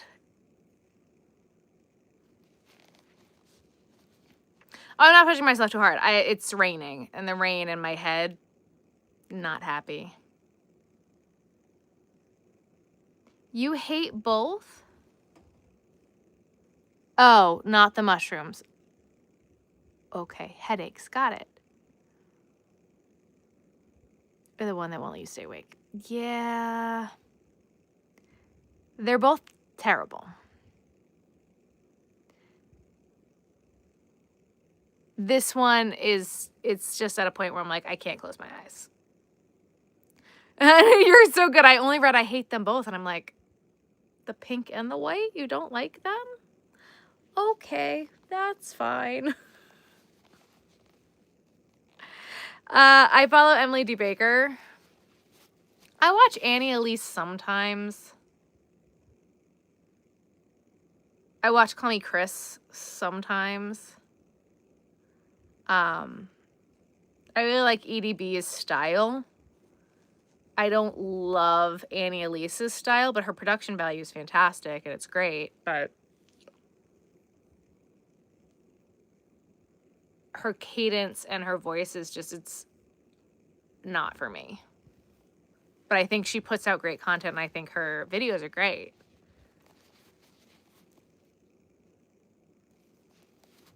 But like, I can watch Emily D. Baker for 8 hours a day on a live stream. I can watch one Annie Elise video, and then I'm like, okay, what's next? What else can I find? Her voice is just more monotone, and it doesn't make me want to be engaged.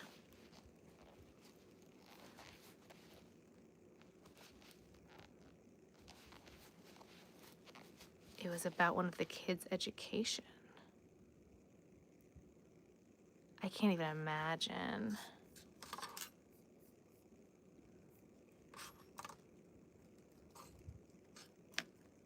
Stuart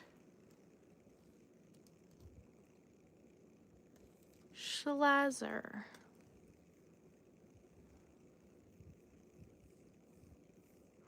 Those kinds of ways to point like, right.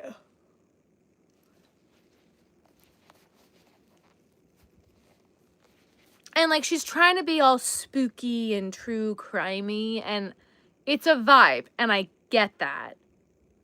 I just will lose interest.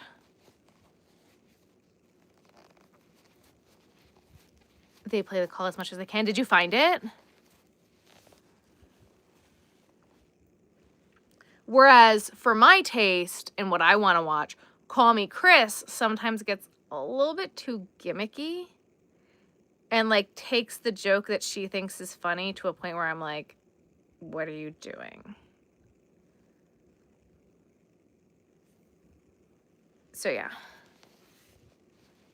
He was on YouTube under J. Can you send it to me on Instagram?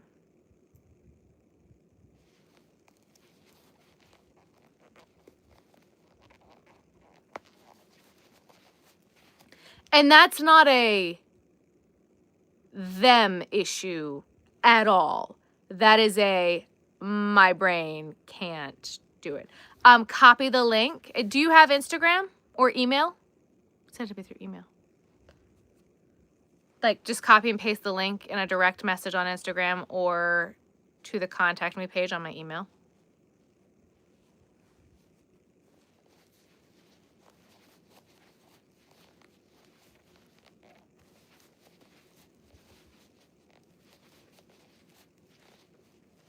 Oh, or if Aaliyah found it, then Aaliyah could send it to me. Because Aaliyah's the queen. Oh, I'm so interested. I didn't know this phone call existed. I appreciate it. Thank you. Who did Charlie's Child? Did Court TV cover it? Oh, I also liked, oh, fudge. What was his name? He's a news reporter.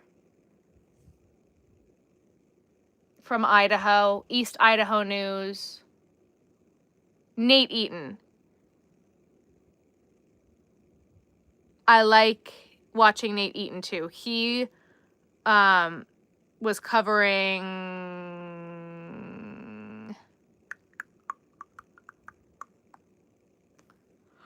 Vallow. He was covering Lori Vallow, and I'd watch his recaps on Lori Vallow every night. I hadn't been watching Emily D. Baker as much at that point.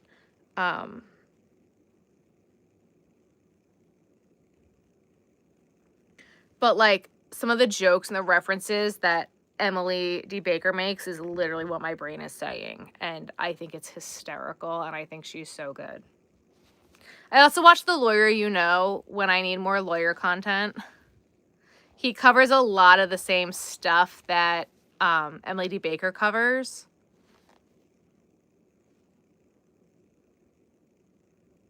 I will watch him in small doses. A lot of the creators that I watch are in small doses. Everyone covered Charlie. Love Nate. I watched Kobe Ryan. Does Kobe still have a channel? He's getting divorced, right? Yeah, I need to find someone who... Kendall Ray, I'm not sure I know who that is. I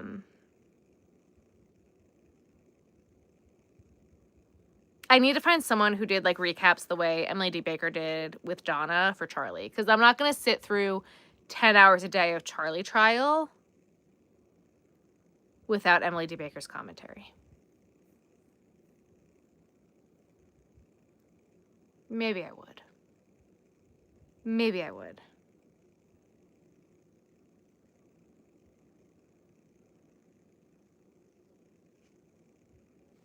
Kendall Ray. Let's find out. I don't know.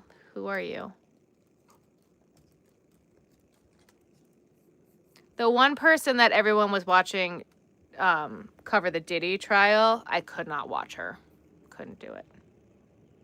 Oh, I do like her. She's fun to watch. I see a lot of her shorts. I don't think I've ever watched like her longer. I mean, no, she does do long form. I don't know. I've definitely seen her stuff, and I do like it. Who's Emily D. Baker? A YouTuber, a true crime YouTuber. I mean, it's not even true crime. It's law and trials.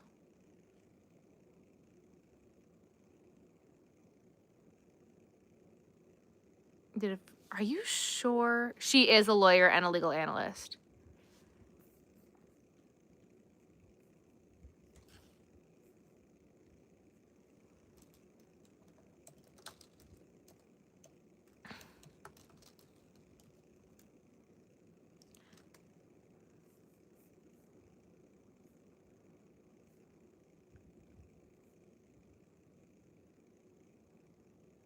Colby is divorced. Their divorce was finalized in 2021. They separated in 2020. Stephanie Harlow. I don't know.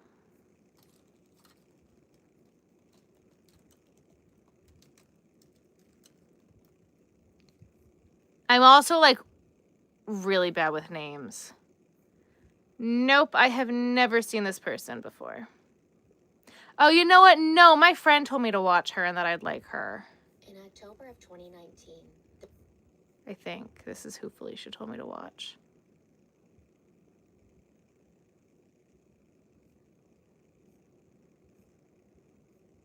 I have to ask Felicia who she told me to watch.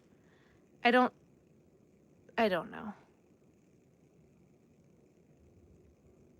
So what I like, Emily D. Baker does,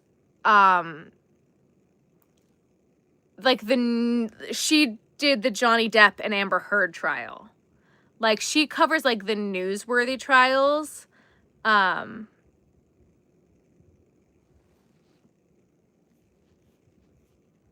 He's married now. Okay.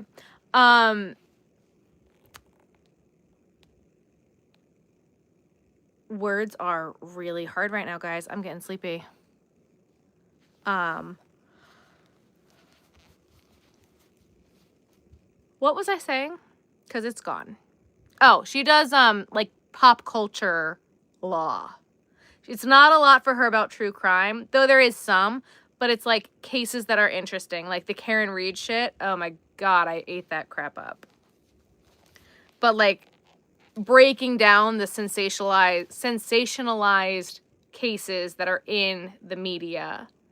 Like, she's gone over Baldoni and, Blake Lively. She touched a little bit on the Idaho 4. We did Karen Reed, Johnny Depp, Amber Heard.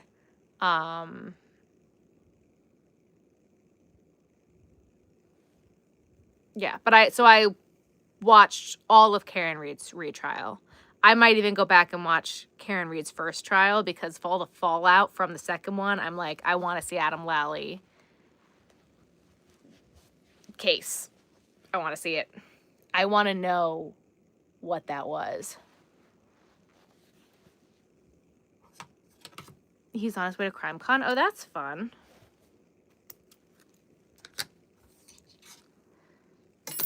No! Don't worry, guys. I found it.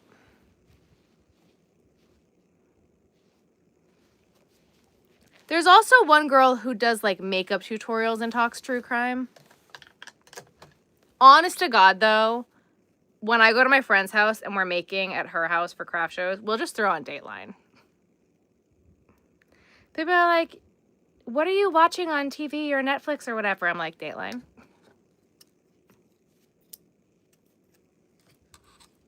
If you want to get caught up with the Donna Adelson trial, Emily D. Baker went through it day by day and did a pre-trial case brief, but so much came up during the trial. She did, like, daily recaps at the end of trial. And trial was not very long. The prosecution's case was 6 days.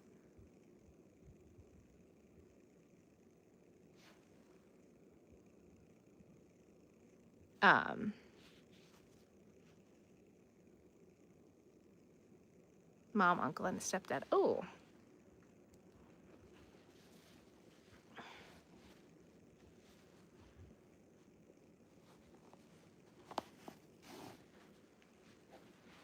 I will then have to go look at Colby. Because that was a case that, like, really got me into true crime. That one and the Letitia Stout case.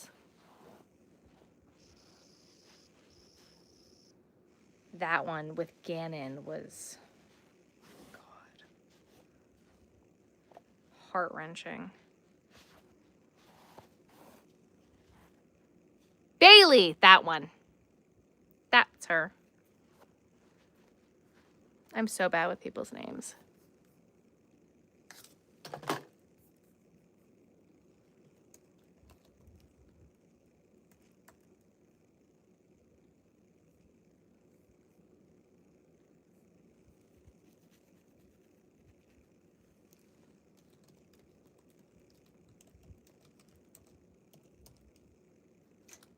Yes, I love Christina Randall.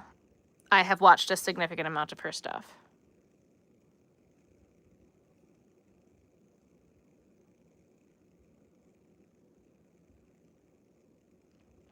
So I started watching Chad's trial.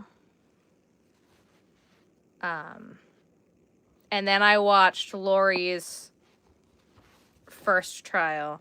And then I kind of lost interest when she went to Arizona because, quite frankly, it felt to me like kind of stupid. She was already getting life in prison. Like, why are we still prosecuting her and wasting taxpayer dollars?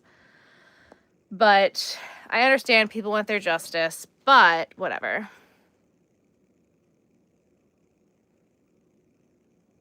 Broke my heart. Yep.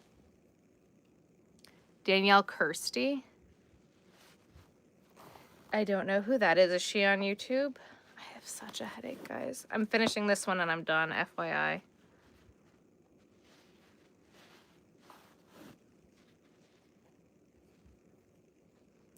Yeah, I need to get off because I just read the pink looks stupid and didn't keep reading because my brain turned off.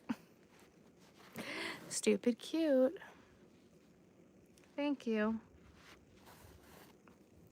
My head hurts.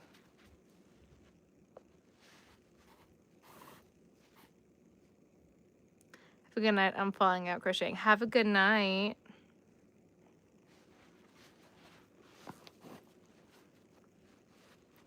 And I think we started this one on live the other day, and I needed Ben to get me the rest of the pink so I could finish it.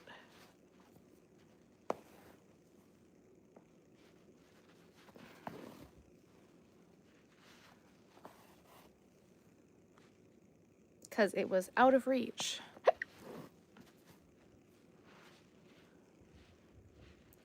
I will tell you guys about Ben's job when I can tell you guys about Ben's job. The whole makeup true crime theme. What was her name? I didn't write it down.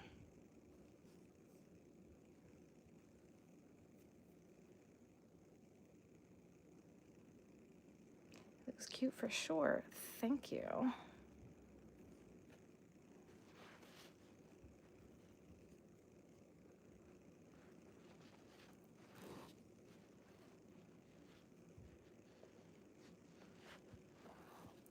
No, not Bailey. It was someone else. Someone said someone else.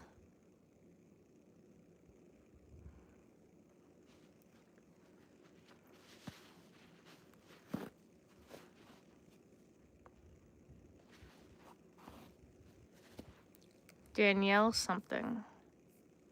Danielle.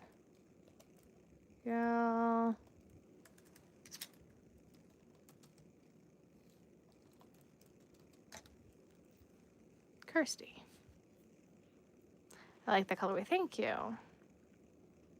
This has been awesome. Thank you. Hello, hello. Guys, my head is throbbing. Yeah, I'm gonna need to take some Tylenol and... Ooh, I have my migraine cap. I'm gonna stick my migraine cap on my head. The ice cap. Stick that on my head. Oh, that's gonna be so good. Oh, I'm so excited. I have the meds help. Thank you.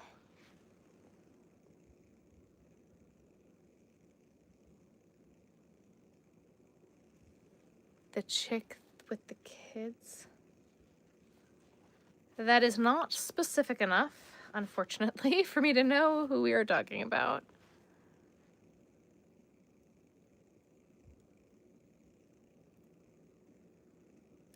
Yes, they are wonderful. I haven't been having a lot of headaches recently. However, it's good. Letting crochet is actually sending me in a bad way. I'm so sorry.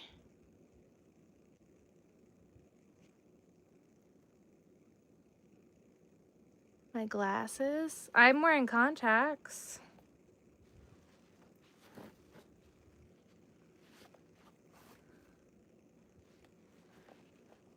I've been drinking water like crazy. It's the weather. Every time it rains, I get a headache real bad. This is my third one of these.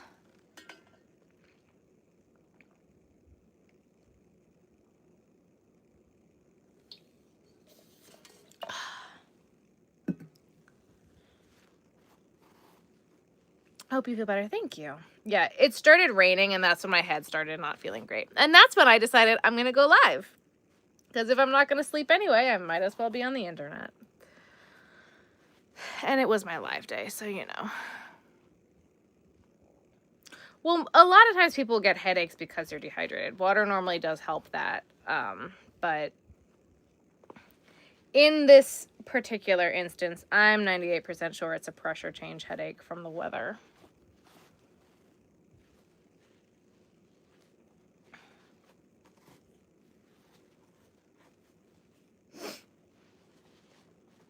And normally with those, it like stops as soon as it does start to rain. However, it's supposed to rain for like the next few days, so it's gonna be a bit.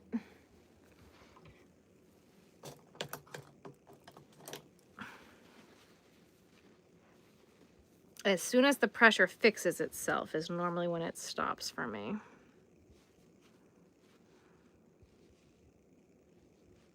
But like even I can like feel the pressure on my ears.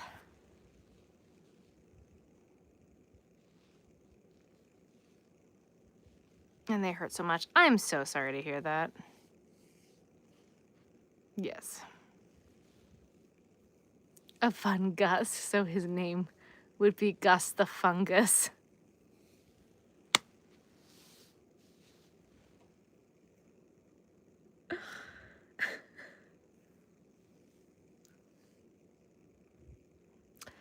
That was great. I'm gonna screenshot that. That was masterful. Where have you been? Why did you disappear? Why? What?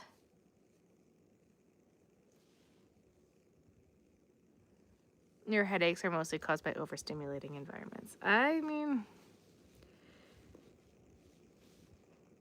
I get that. Mine are generally weather, scents. Oh my God, don't get me started on perfume.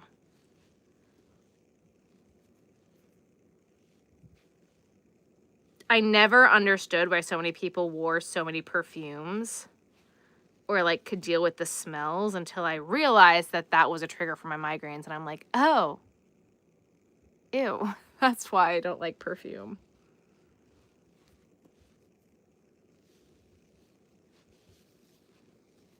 I was out with Ben somewhere. I was at a craft show.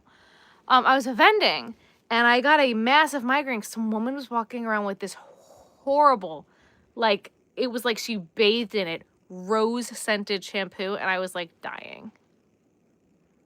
Will the rain affect your show? Nope, it'll still happen, rain or shine. The really fake-smelling flower ones, yep. Unexplained sources of dehydration. Lavender smells get me. Lavender is one of the ones that I can handle, which also, FYI, I worked at Lush for a very long time. You can smell that store from a mile away, and I didn't have problems working there. I actually loved that job. I worked there when I was in college. But no. Lush, the migraine girl, was fine.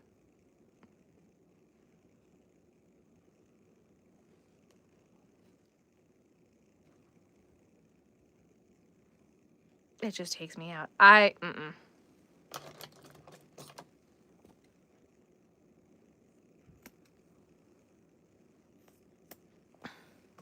Or deodorant. And even sometimes deodorant. Like, I just bought a new scented deodorant. And I was like, oh, this sounds good. It was like pomegranate and some other flower. Smelled it, instant migraine. I was like, well, I guess I'm never wearing this again. And I put it in my suitcase for if I forget a deodorant when I'm like on vacation or something. And I forgot one the last time we were in New York. And I put it on and I was like, instant headache. I was like, Ben, I gotta throw this shit out. He's like, throw it out. I was like, instant headache.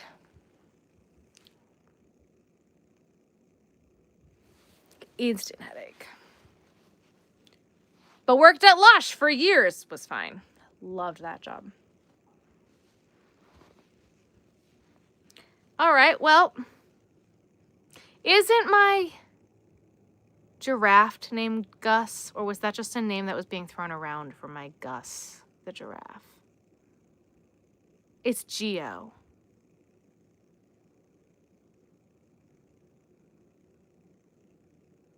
Right? It's Geo. I don't remember what the full name stood for.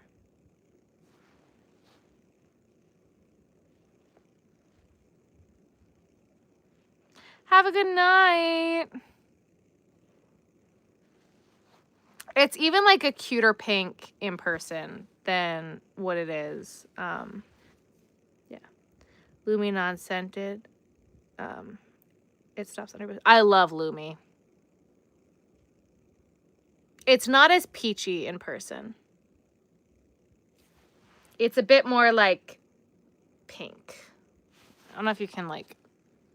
Nope, that's not helping. That looks more skin tone. It's not skin tone. It's more pink. It's like... In real life, it's almost closer to the color of the couch. It's cute.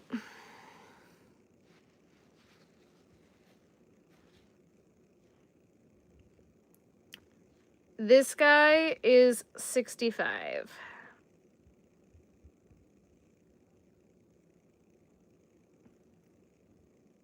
He's a biggin.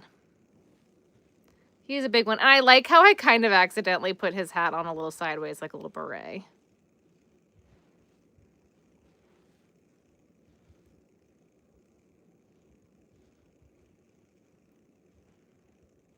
I think that all of the mushroom people I make are boys. With an I. A boy. A B-O-I. It's a boy. And I kind of like how his hat is a little wavy. It's a little wavy. Like a mushroom.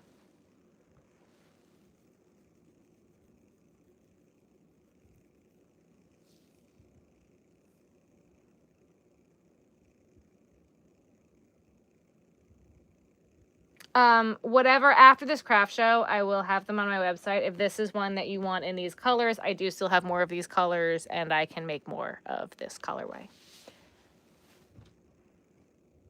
I don't think I'm going to sell, like, the 6 of them that I have that I made. Guys, I can't do another one right now. My head is spinning. My head hurts. Yes, September 19th. Everything that has yet to sell at a craft show and has not found its forever home will be on my website. Oh my God, I didn't finish my protein bar. Oh, that's exciting.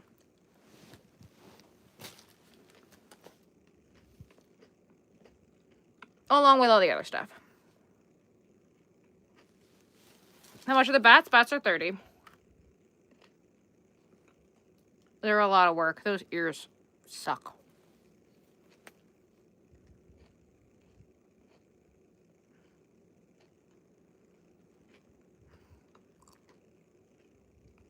It's almost like the designer had a vendetta. Don't forget to take your meds. Thank you, guys. I love you all. I'm Audi 5000. We're done. No, the background lights. Thank you. I hope you all are enjoying the background lights because I've been enjoying the background lights. So I think they really made a huge difference. So definitely worth like the $40. Very happy. Bye, guys.